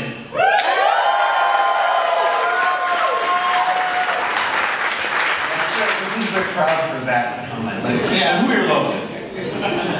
Well, don't fuss for that one. People have played it, but they don't love it. I just pictured, I swear to God, I just pictured you guys in the back going. Can they read it? They're playing it now. Questions. We've got them. Answers. Jesus, one of these? It's all it takes? Think. It's a big man, but he takes a small drink. So, I know you guys have been waiting to tell me something. You have something for me. Yeah. Well, I remember a Twitter comment maybe a couple weeks ago. It was a complaint about our card game, Cards Against Humanity, available on Amazon.com for $25. And the complaint was that the game is so good and so popular that you were incapable of attending a party where people did not play the game. That's not quite. I kind of said that it's a piece of shit and I hate it. And no, my complaint was I go to a party, especially recently. How long has the game been out? How long before? Like how recently would you say it's like blossomed? It's been out for a year and it's been people have known about it for maybe like 6 months or so. Okay, so probably maybe as little as 4 months ago, I started going to parties and professional events with people that I wanted to get to know and I was excited to meet. And no sooner did I meet them, would they say, hey guys, you ever play Cards Against Humanity? Let's play this game, it's gonna be the best. And all night long I'm looking at black and white cards. And I'm not getting to talk to this guy who's sitting right next to me who I've been waiting to meet. And it's just like, I have diarrhea. I wish I could ask you about your craft, but we gotta figure out. Kris, what? The meaning of life, I have it. Do you want it? Yes, please. Liquor. It didn't work. It wasn't the meaning of life, it was Cards Against Humanity. I wasn't waiting to meet that guy. Thanks, assholes. I mean, that's precisely why we made the game, so we wouldn't have to talk to anybody. Say anything that was outside of the square of the party. Who needs to get just go to a bunch of parties and you're in the back going, these guys are a bunch of assholes. You guys want to play some cards? Why did we invite all these people? And they're playing cards and they're like, Eli, this reminds me of you. Cards. Yeah. Well, like, so I know the first time I was introduced to the game, it was at the office, and everyone's playing it, everyone's laughing their goddamn heads off, and I'm like, oh, I want to buy this, and they were like, you can't. And I'm like, that's an odd business model. And around the office, they get a bunch of stuff before everyone else does a lot, and I'm like, oh, so they sent you a copy? No, it's out, we just lucked out. We happened to hit click when one was there. So I'm really curious, like, you guys did not expect this to take off the way it did. Yeah, I mean, probably the most important thing to know about cards, there's like 8 of us who make it, and none of us know what the fuck we're doing. We're not game designers or business people or anything. So we're kind of learning as we go. And right now, it's not possible to print as many games as there are people who want the games. But you've got to play test it. Like, there's got to be cards that it's like this doesn't work under any circumstance. It's bad. About 99.9% of everything that we right now. Yeah. It's a lot of iteration. What's how do you set that play testing up? Because we do a complicated play testing, people help us write it. Generally our process, we go somewhere where there's not a lot of people, so like we get like a cabin in Wisconsin or something in the middle of nowhere, and we just soberly sit there for like 14 hours a day and argue really intensely over poop jokes. So it's like you have a contested card. It's like, this thing needs to be in the game. No, do not put this in the game. Oh, we have a variety of metrics and analyses that we for a joke, yeah. It is silly, but we do have, we actually have charts. We collect statistics on the cards, and we'll just sit there and argue for hours over like whether a comma makes a part good funnier. Guys, Jesus sharded is wrecking the game. That's the thing. The curse blown. The curse is too powerful. We have layer on layer of spreadsheets, and we argue, like, we won't only argue about how funny a card is, but we'll argue about what spreadsheet it should go onto, and we'll argue about if we should create another spreadsheet. It's almost like, guys, we're arguing too much, we have to write, and then it's almost like, no, this argument is really important. So now we're like 3 arguments in, stacking turtles and arguing. Yeah. God damn it! Tyrannosaurus sex goes on the dinosaur chart. No, the sex chart! Then you go in the back of the music. Okay, good. It's not a dream. I know what you did. I thought you threw a lighter in the toilet. Well, now you've wrecked my totem. How was that? It's much like wrecking. That was nothing. However, what just occurred to me is that I was wondering if you guys had any announcements to make. Oh, it's so funny that you should ask that, because we do have some announcements. So the first thing is, are a lot of people going to PAX? Is that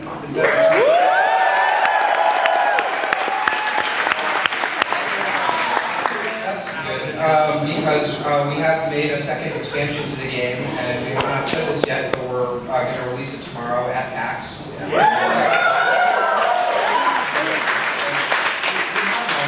What? Oh. I was going to throw this into the audience, because that's such a bad idea. I like this.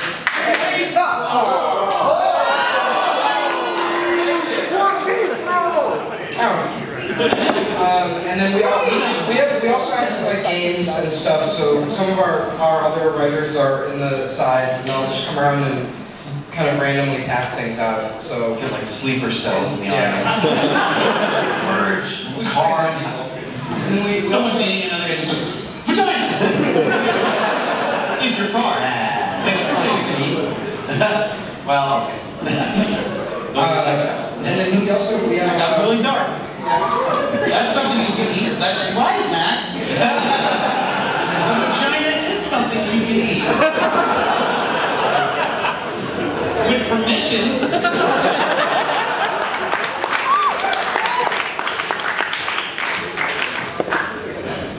And then the other thing is we have we're going to do a t-shirt contest at PAX. So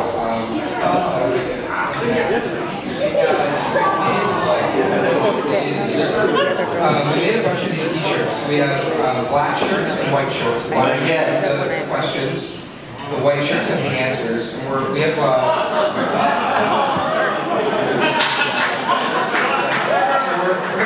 we'll give these away at PAX. We have a booth with Kickstarter. And people will just go about their business at PAX, and maybe you'll meet someone who makes a good combination with your t-shirt, kind of human Cards Against Humanity. People can tag their pictures on Twitter, or we have a little subreddit.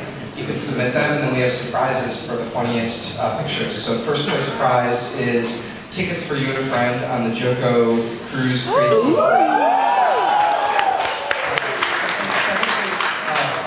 Is Koo will give you a pass, a guaranteed 3-day pass to a future PAX event. And we'll have 50 third place winners who will get just a copy of cards and all the expansions and all the goodies that go with that. Yeah, so.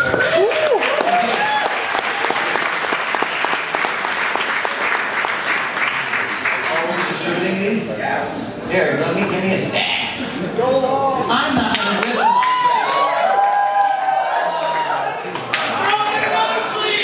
This is how we light the fire. It's come to this. One.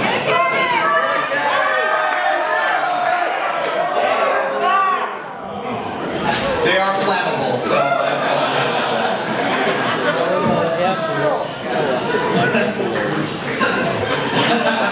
Oh, it's really scary. You can see the audience.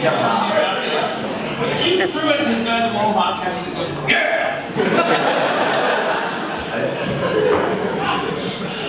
Ladies where he's like, thanks, man!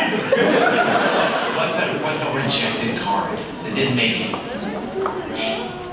Should we tell the ladle story? Oh, yeah, this is probably one of our most controversial cards. This is a card that Eli wrote. And the card is just ladles, which is a hilarious, and it's funny with everything. It has you can tell by the chilled silence in the room that everyone it's part of the problem, I think. But Talking about a big spoon type of ladle? Yeah. It's called a ladle. Yeah, ladle's funny with everything. Ladle's always funny. It's just a matter of fact. Yeah. It's the only objective piece of humor in English. But I think what happened was because when people were playing, we primed them with like 200 sex jokes, and then they see ladles, and to a person, everyone would read it as ladies, which is not a funny answer to the cards. So at one point, we ran an edition that had the ladles cards with a picture of a ladle on it, like a little iPad. And then people would play it, they would say, "Why does this card say ladies with a picture of a spoon?" Now it's over Eli's strong objections. It's been removed from the game. The last straw was my own father. This goes so dark. He said, son, why? Why can't you be an engineer?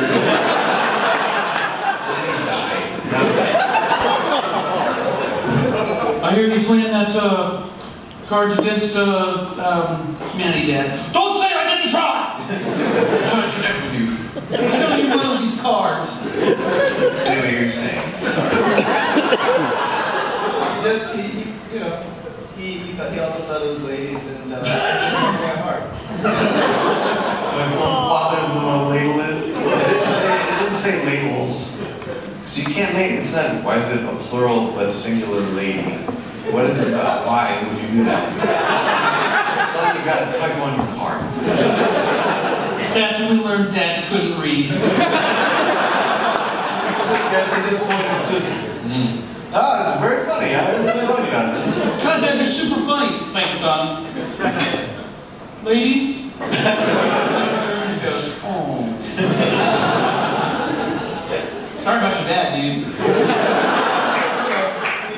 I mean, my dad had a stroke. Fucker could read.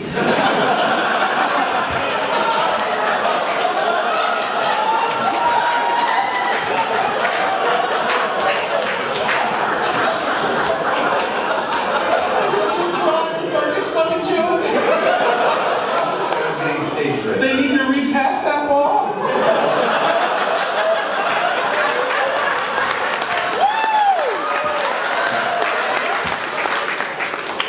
So the direction I was just given is thanks for coming and how it is. And then what part do I say that? Oh yes! Oh yeah! Oh yes! Oh yeah! We're gonna play a little game. We're gonna play a game. To show off Cards Against Humanity, the second expansion, we're going to do, myself, Jeremy, and Kris are going to do an improv game. And it's going to be a combination of two different improv games. First, the game is called Whose Line? Now, yes, it's a show, it's also the name of an improv game. Typically, this is played by passing out bits of paper to the audience ahead of time to write down funny words and phrases, and then people pull them out and incorporate them into the scene. You've probably seen that show. For this, we are going to be using the second expansion of Cards Against Humanity. Black cards and white cards, and we will be pulling them out and doing them as we see fit, and we'll be combining that game with the game New Choice. And if Scott does not like the thing that we have produced, he will say, eh! And then we will pick another one, and when we have reached one that he enjoys, he will say, with the bell. So let's do that thing. Real quick, a location. Montana! PAX, of course. Why did I not think that was going to happen? All right. So, if you guys want to start, you are both attendees at PAX. What do you do? I'll join in. Okay. Marshalling! I'm marshalling for Dungeons and Dragons at table 6C. Hi, this is my first time here at PAX. First time at PAX? I play Dungeons and Dragons at home, but I'm really nervous to do it at home. Okay, well it's really similar at a convention. Okay. It's just like what you've done at home, except... Got my dice bag and everything. So ready to go, buddy. It's just like playing at home, except you haven't truly lived until you've experienced living in a trash can and an unhinged Ferris wheel rolling towards the sea at the same time. So I hope you brought... Oh. Try again. Not a bad comment. It's just like playing at home, except tonight on 2020, what you don't know about wearing an octopus for a hat could kill you. Have a seat. Pull your dice. We'll only need percentile. Do you still have some room in this dungeon crawl? Yeah. Oh, yeah. Awesome. Sweet. I'm playing a 5th level bard, and my battle cry, that's my hotel room key.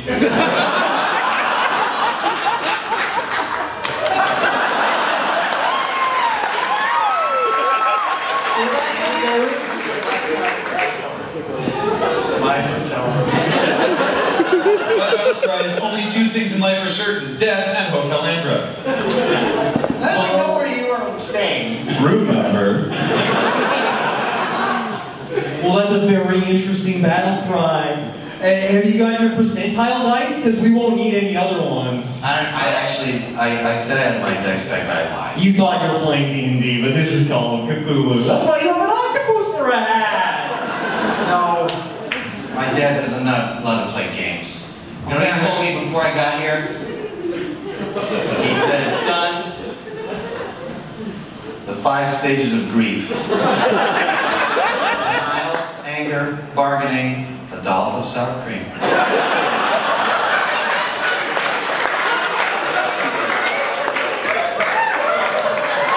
He made me eat sour cream and promised to never play D&D again. We're not playing D&D, we're playing Call of Cthulhu. It's Call of Cthulhu. Fuck you, Lovecraft. My favorite H.P. Lovecraft quote is, next time you're on Dr. Phil. Next time on Dr. Phil, how to talk to your child about taking a man's eyes and balls out and putting his eyes where his balls go and his balls in the eye holes.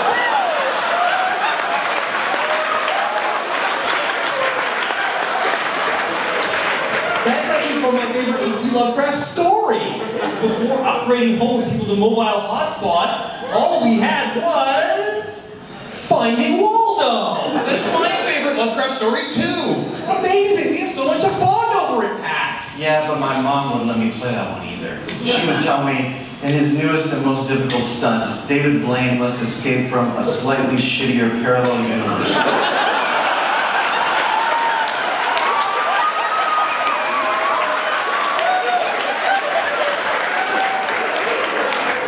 Your mom obviously has a very firm grip on college food. My mom wanted better for David Blaine. This is fair. But thankfully there's no magic in this game. So you'll be fine. Okay. No magic, no evil wizards. Well, what question should I keep in mind when I'm creating my character? The one thing, oh, actually, I think your up-and-coming bard friend knows the answer. I do. The answer is, I spent my whole life working towards rising from the grave, only to have it ruined by the mixing of races.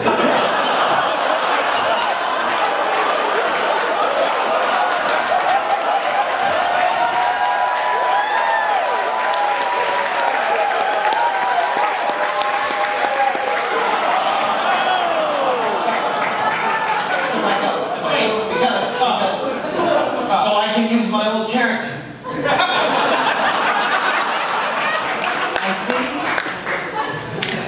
You know, I think you need to get over your parents' objections, is what it comes down to.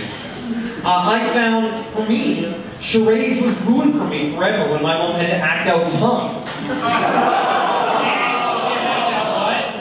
Not tongue. Not tongue? Mom had to act out? When she had to act out pumping out a baby. That's good. We're done. We're done. Thank you. Courage Against Humanity.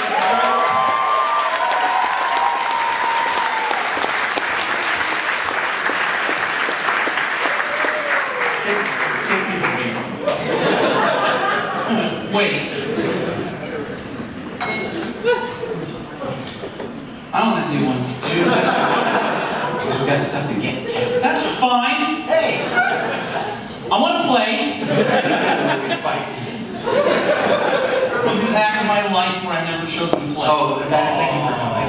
We appreciate it. Cards Against Humanity, everybody. Thank you.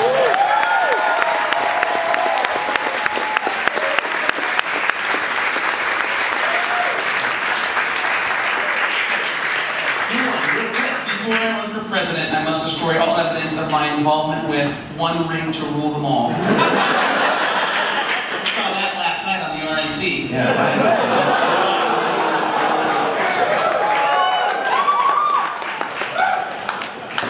This is where Aiken got the material. That's You like it when it's political. Hey, we got a product here. Card Kingdom has been very good to us this last couple of weeks. In fact, overall. What the fuck is this? Well, you know what it is. It's Card Kingdom. It's Card Kingdom mail in hand. Oh, this is real though.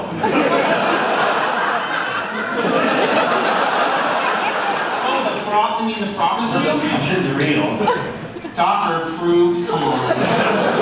Yeah, like Pleasure performance. do the product. We didn't need the Card Kingdom mail enhancement. New 5-day supply. It's 5 of them. I'll need more than that. Oh man, my 4-day supply was a boner short. When you're at home and you just like the sensation of having an erection. It's a wonderful feeling. It's never ruined anything.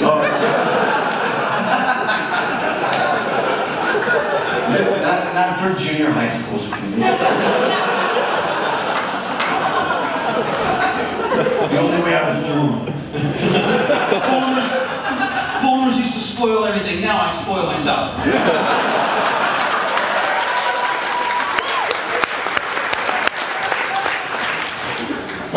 What's the ingredients? What did Card Kingdom put in here? Card Kingdom. Card Kingdom, I'm sorry. I wasted that joke earlier. No, wait, hold on a second. There's a shit ton of roots. Whoa! check this out. And see if you want to put this into your body. I'm putting in the back and we breathe and go, oh! No, listen. Do you want this in your stomach? Tell me. Xanthoparmelia scabrosa. And then in parentheses, the aerial parts. As in light matter. Oh my God, this is embarrassing. I might need these pills because I'm literally too old to read this. This won't work, and now it's too small. Let me read them all to you.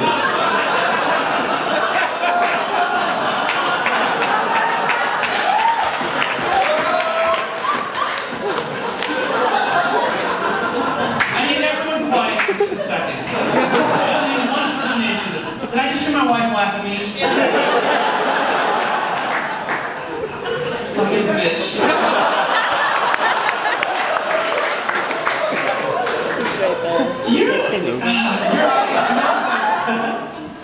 Card Kingdom. Oh, perfect. Card Kingdom pregnancy test. It's a plus. Or is it?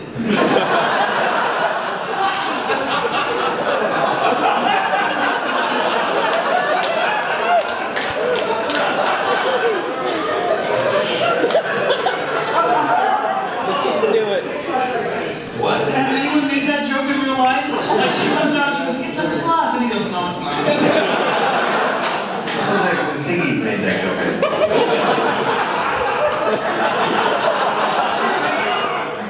Too soon? He just died! I miss his irreverence. Shall we try? Nobody that goes to Card Kingdom needs this.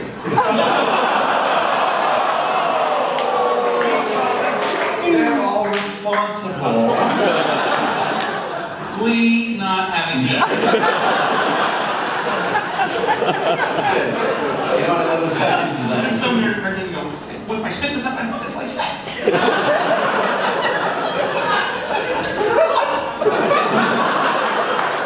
Plus one. Thanks, Card Kingdom. What else we got? Anything else? Is there any other More prods? Oh, Okay. awesome. Now the real part of the show. This is good. No, I don't want this. Who wants some unhappy pills? Okay, there's No, that doesn't make you better. That's a trick. All the guys in the front are like, fuck no. I'm wearing 2 boners right now. a couple more announcements here. Yes. Right here, these are blank. I don't know why I have it. It says, remember, there's merch for sale in the back. Oh, yes. Oh, yes, there is. Oh, yes, there is. Those guys. We do have merch in the back. I'm just glad they came, but if you want to sell them shit. Yeah. No, we need to convert on this shit right now. No, there's merch in the back, right back there somewhere. We will be back there or near Right there there. after the show. Oh, and another announcement. Garage closes at midnight. So if you're in the garage, well, you need to go now. All right. And it's time for our next guest, though. Yes. Let's keep this momentum going. Now you're going to see the real show that we built this fake shit around. It's Pawn Store.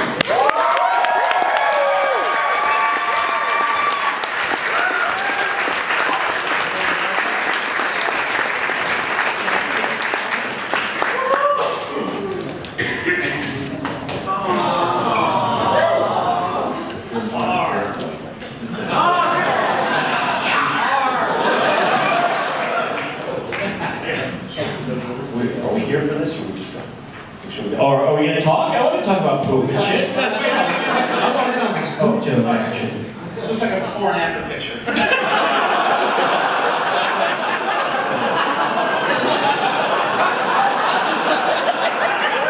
Thanks to Card Kingdom.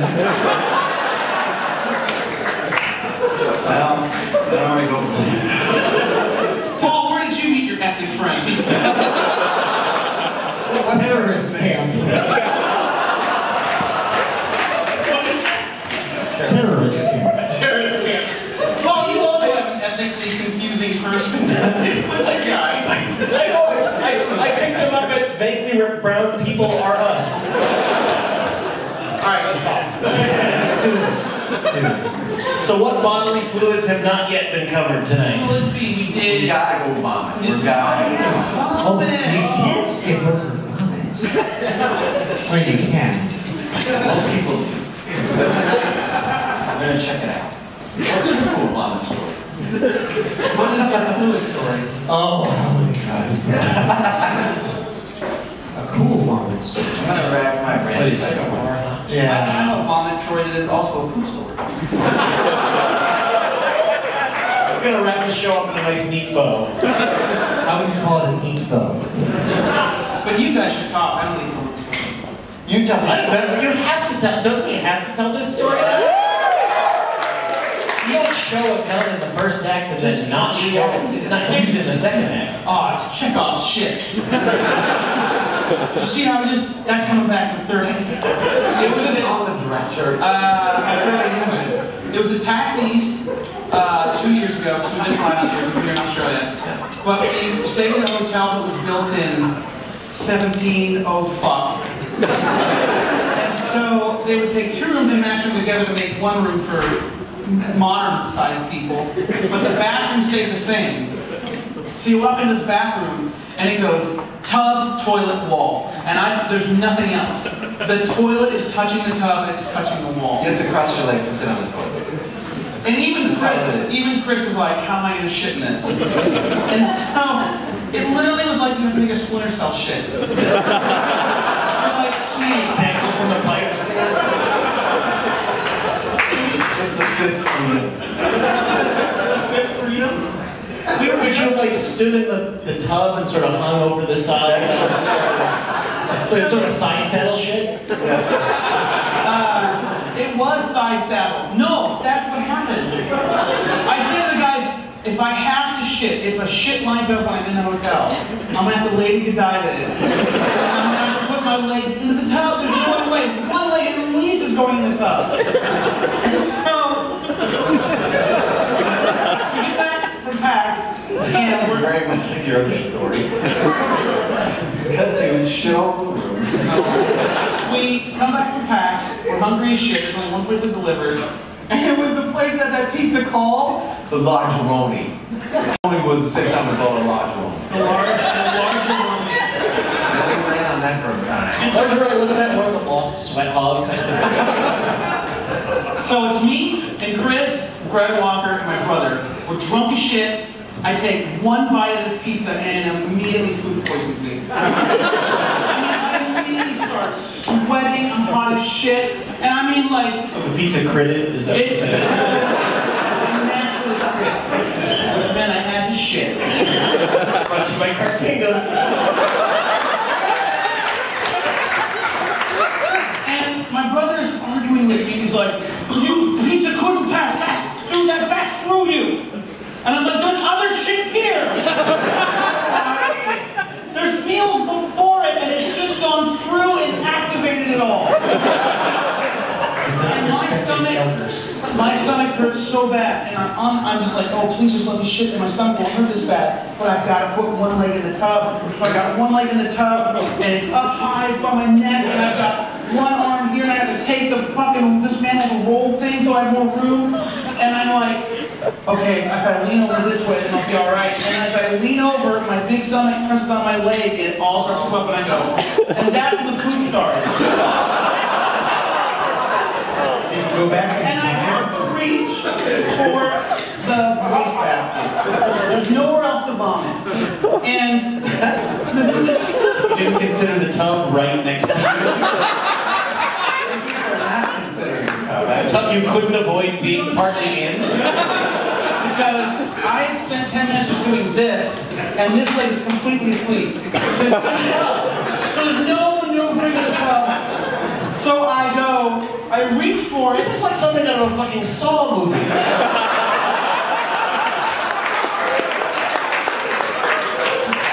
Live-action game of Mousetrap. I want to play a game. No, I don't.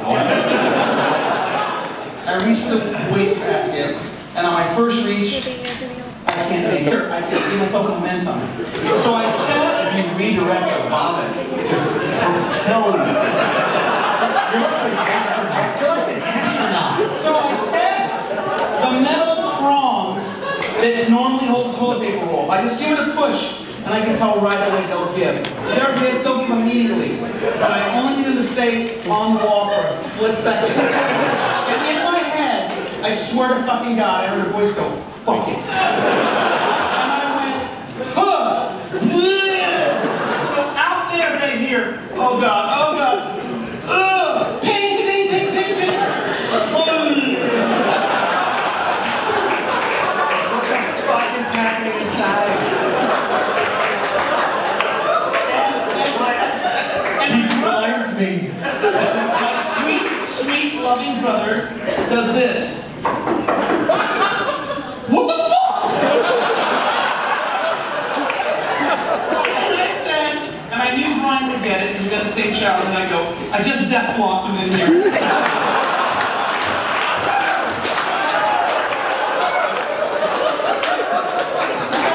From that story, my brother had advised me business for the health of food trade. We would find a service called the Death Blossom. And it is a pill that you can take, and it makes every hole in your body, you can shoot something out of it. So we come out, we dig a 6 by 6 foot pit, we put you in it, give you the pill and a glass of water, cover it, and then you take the pill and you just go.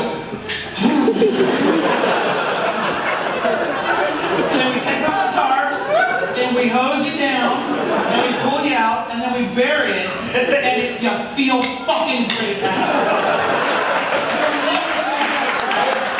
I was going to market something similar, but I was going to call it the Bouncing Betty. It's the same thing, except there's a spring underneath you, and just in a random moment. Moment of recognition as well. That's a 2-second pause. Just trying to picture what is being ejected from your belly button. You don't know. Try that. I think at first it's met with abject horror. We were like, thank God.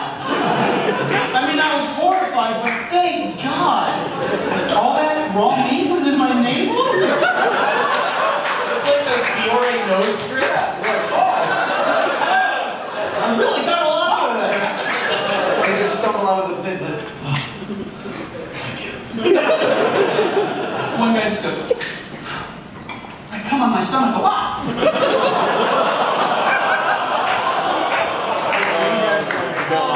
So you're gonna sing a song. You still wanna talk? Yeah, like we can top that shit.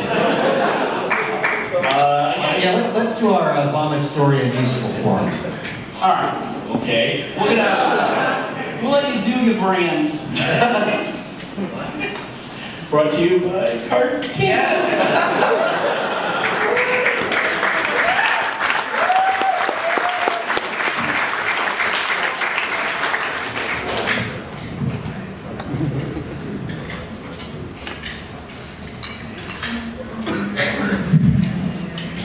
Give it up for Liz one more time.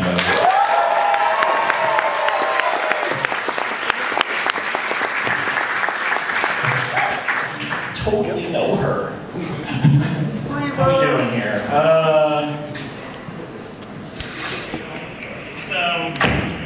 This is kind of, maybe sort of a vomit song. This is a song, we wrote it last year around the time of Thanksgiving. It's called Thanksgiving, but it's not really about Thanksgiving. And the reason I mention when we wrote it is because in the second verse, there's a few lyrics that are rather horribly dated at this point, but it'll make sense why we left them intact when we get to that point. This is Thanksgiving. As this time of year comes round again, I find myself reflecting on all the things for which I'm grateful, like my family and friendships, and the fact my life is relatively free from pain and tragedy. There's so much I am thankful for, but still, it there's someone or something out there responsible for all of this and listening to me thank them, then I ask you, sir or madam, would you kindly tell George Lucas to stop screwing with our trilogy? And on behalf of all of us, say, George, please fucking stop.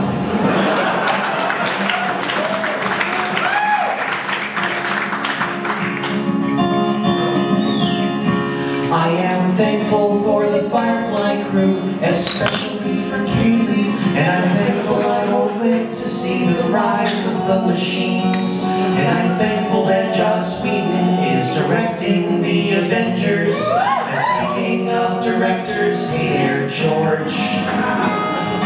A movie is a snapshot of the era it was made in, like a painting or a photograph or even this song's lyrics, and we won't go back to change them. If Avengers ends up sucking, we'll just shrug and then we'll go make something new. So fucking stop. Everybody knows Darth Vader didn't say a goddamn word when he threw the Emperor down the Death Star 2's reactor shaft. And everybody knows that Greedo never even fired. When Han shoots first, it sets up his entire moral journey.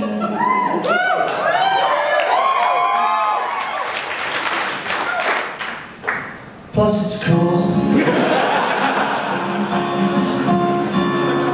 I know that in the scheme of things it's just a first world problem, and there's many more important issues. Even so, I'm asking you that if you're not too busy with the problems of the universe, and if you have a moment, I would sure appreciate if you drop in on Mr. Lucas, maybe grab him by his neck beard and then vigorously shake him and say, George, it's very simple, just release the goddamn Blu-rays with the versions we remember, then shut up and take our money, and then please fucking stop.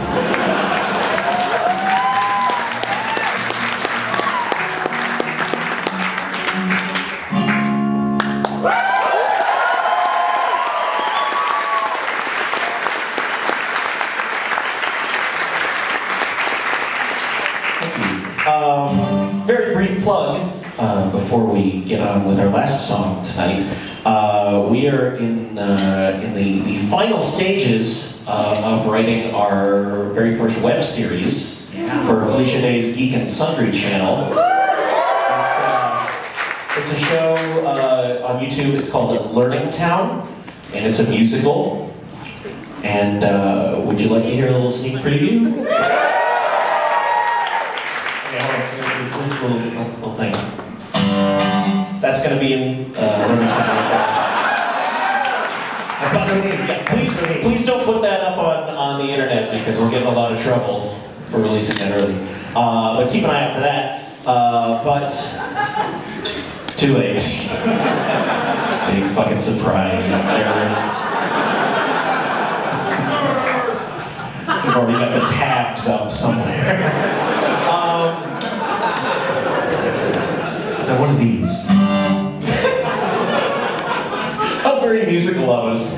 Just play this. The two of these when they go to the. It's a thingy and then a thingy. Yeah. Anyway, one more song because things are getting a little late. And interestingly enough, it is also a song that involves making a desperate plea to a creator of popular culture whose name is George. We display a lot of range, I know.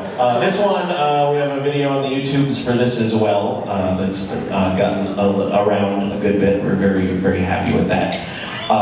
So we leave you with this, and it is not only from our hearts, but it is very clearly designed to pander to each and every one of you in this room.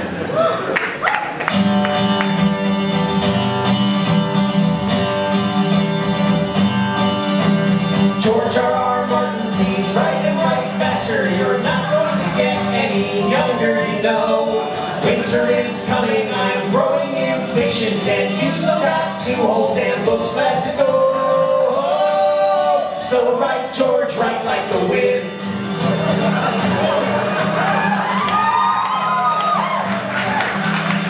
I curse the day that my friend ever loaned me an old dog-eared paperback called Game of Thrones. How could I know that this seed would grow into an addiction that held me right down to my bones? Now 5 books later, I work with the masses, indignant, entitled, and waiting forward that the great bearded glacier has finally published 900 more pages of crack for the nerds. Why does every new verse of your song keep taking you so goddamn long? George R.R. Martin, please write and write faster. Please give us boiled leather and sigils and steel. We need our allotment of incest and intrigue and 6-page descriptions of every last meal. So write, George, write like the wind.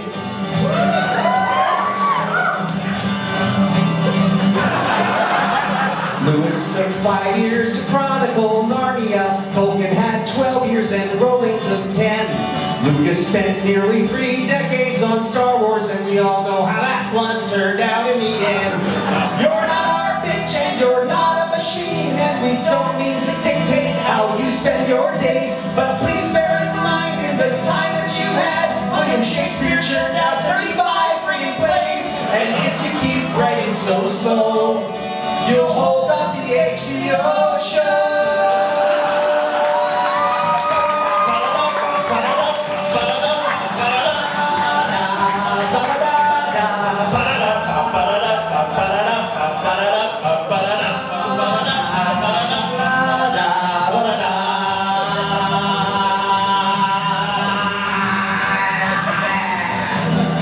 George R.R. Martin, please write and write faster, cause we won't stop whining until we're appeased. Crap out the chapters, and George, while you're at it, stop killing our favorite characters, please. And write, George, write like the George R.R. Martin, please write and write faster. Before you are dead, George, please write like the wind.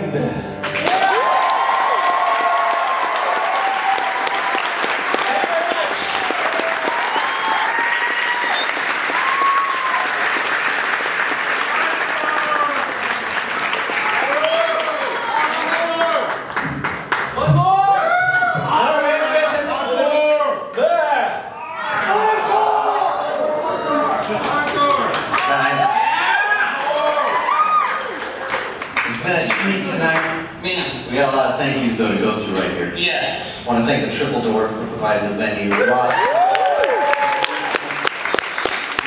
Craig on sound, Paul on lights, LoadingReadyRun, incredible. Thank you so much. Stepto, the best. Yeah. Max and Eli, Road from Cards Against Humanity. Yep. Paul and Storm.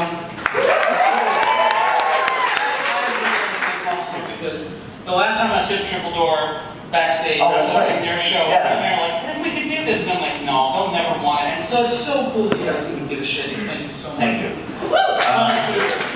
Thanks, Microhullet, for participating in the fan fair. You may tear me apart on stage all the time.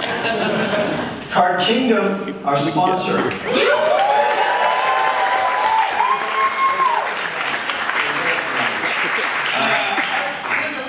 No, also all the volunteers, damn it, Liz, darn it, Maris, and the Liz Turn Brandy. Also, Liz, an incredible job. Liz Turn.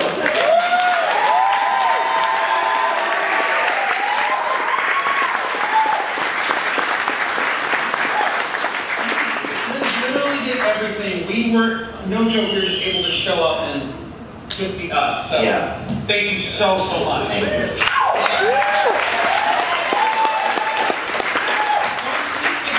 Someday. Yeah. That's it. Not quite. There's one thing you don't know about. That's why he's still here. Why? So. I don't like spiders. You get one. So Kris and I have known each other for 9 years, and we used to say we were best friends, but we fight way too much. You can ask Mike and Jerry, because some days it's like, you're so cool, and some days it's like, fuck that guy. I'll go to Mike and Jerry's house and like, do you like him today? I don't know. But that's because we're brothers. We're brothers now. Yeah. Alright, so Kris followed me from LA to Dallas. That did not fucking work out. So we went ahead to Seattle, then I joined him in Seattle, And then he got married and had to go to LA, but I think they might. No, there's no might. Okay, well I didn't know if you were saying. No. You're moving back. Yeah.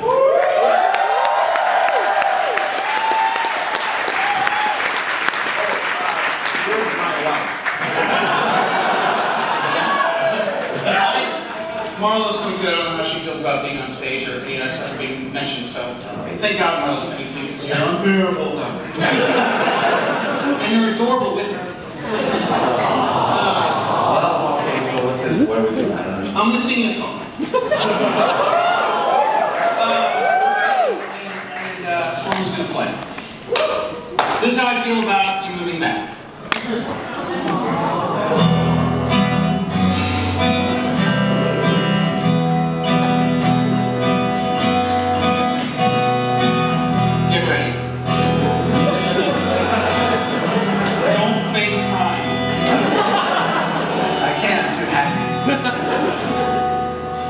Dude, I totally miss you. I really fucking miss you.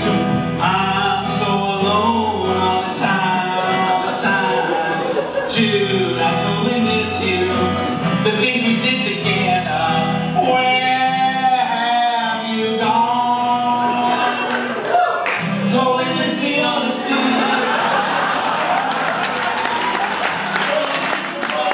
Things you do. Dude, I totally miss you. I totally miss you. Dude, I totally miss you all the time. Totally miss the honesty and special times, and honestly, I totally miss the fucked up things you do. Dude, I totally miss you. I totally miss you.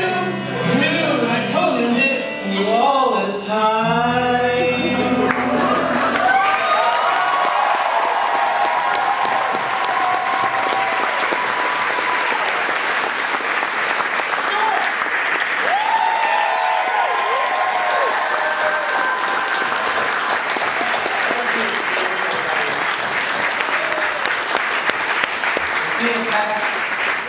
A what? Yeah, last bout. Oh yeah. Come on. I didn't know that was a thing. Sorry.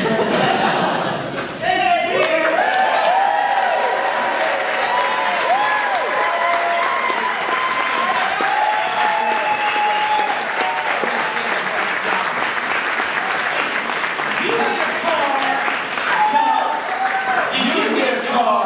Duh. Y'all get cards. Alright, ready? Give me those hands. Come on, get in. A lot of people. Everybody bow at the same time. That's how it works. Ready to bow.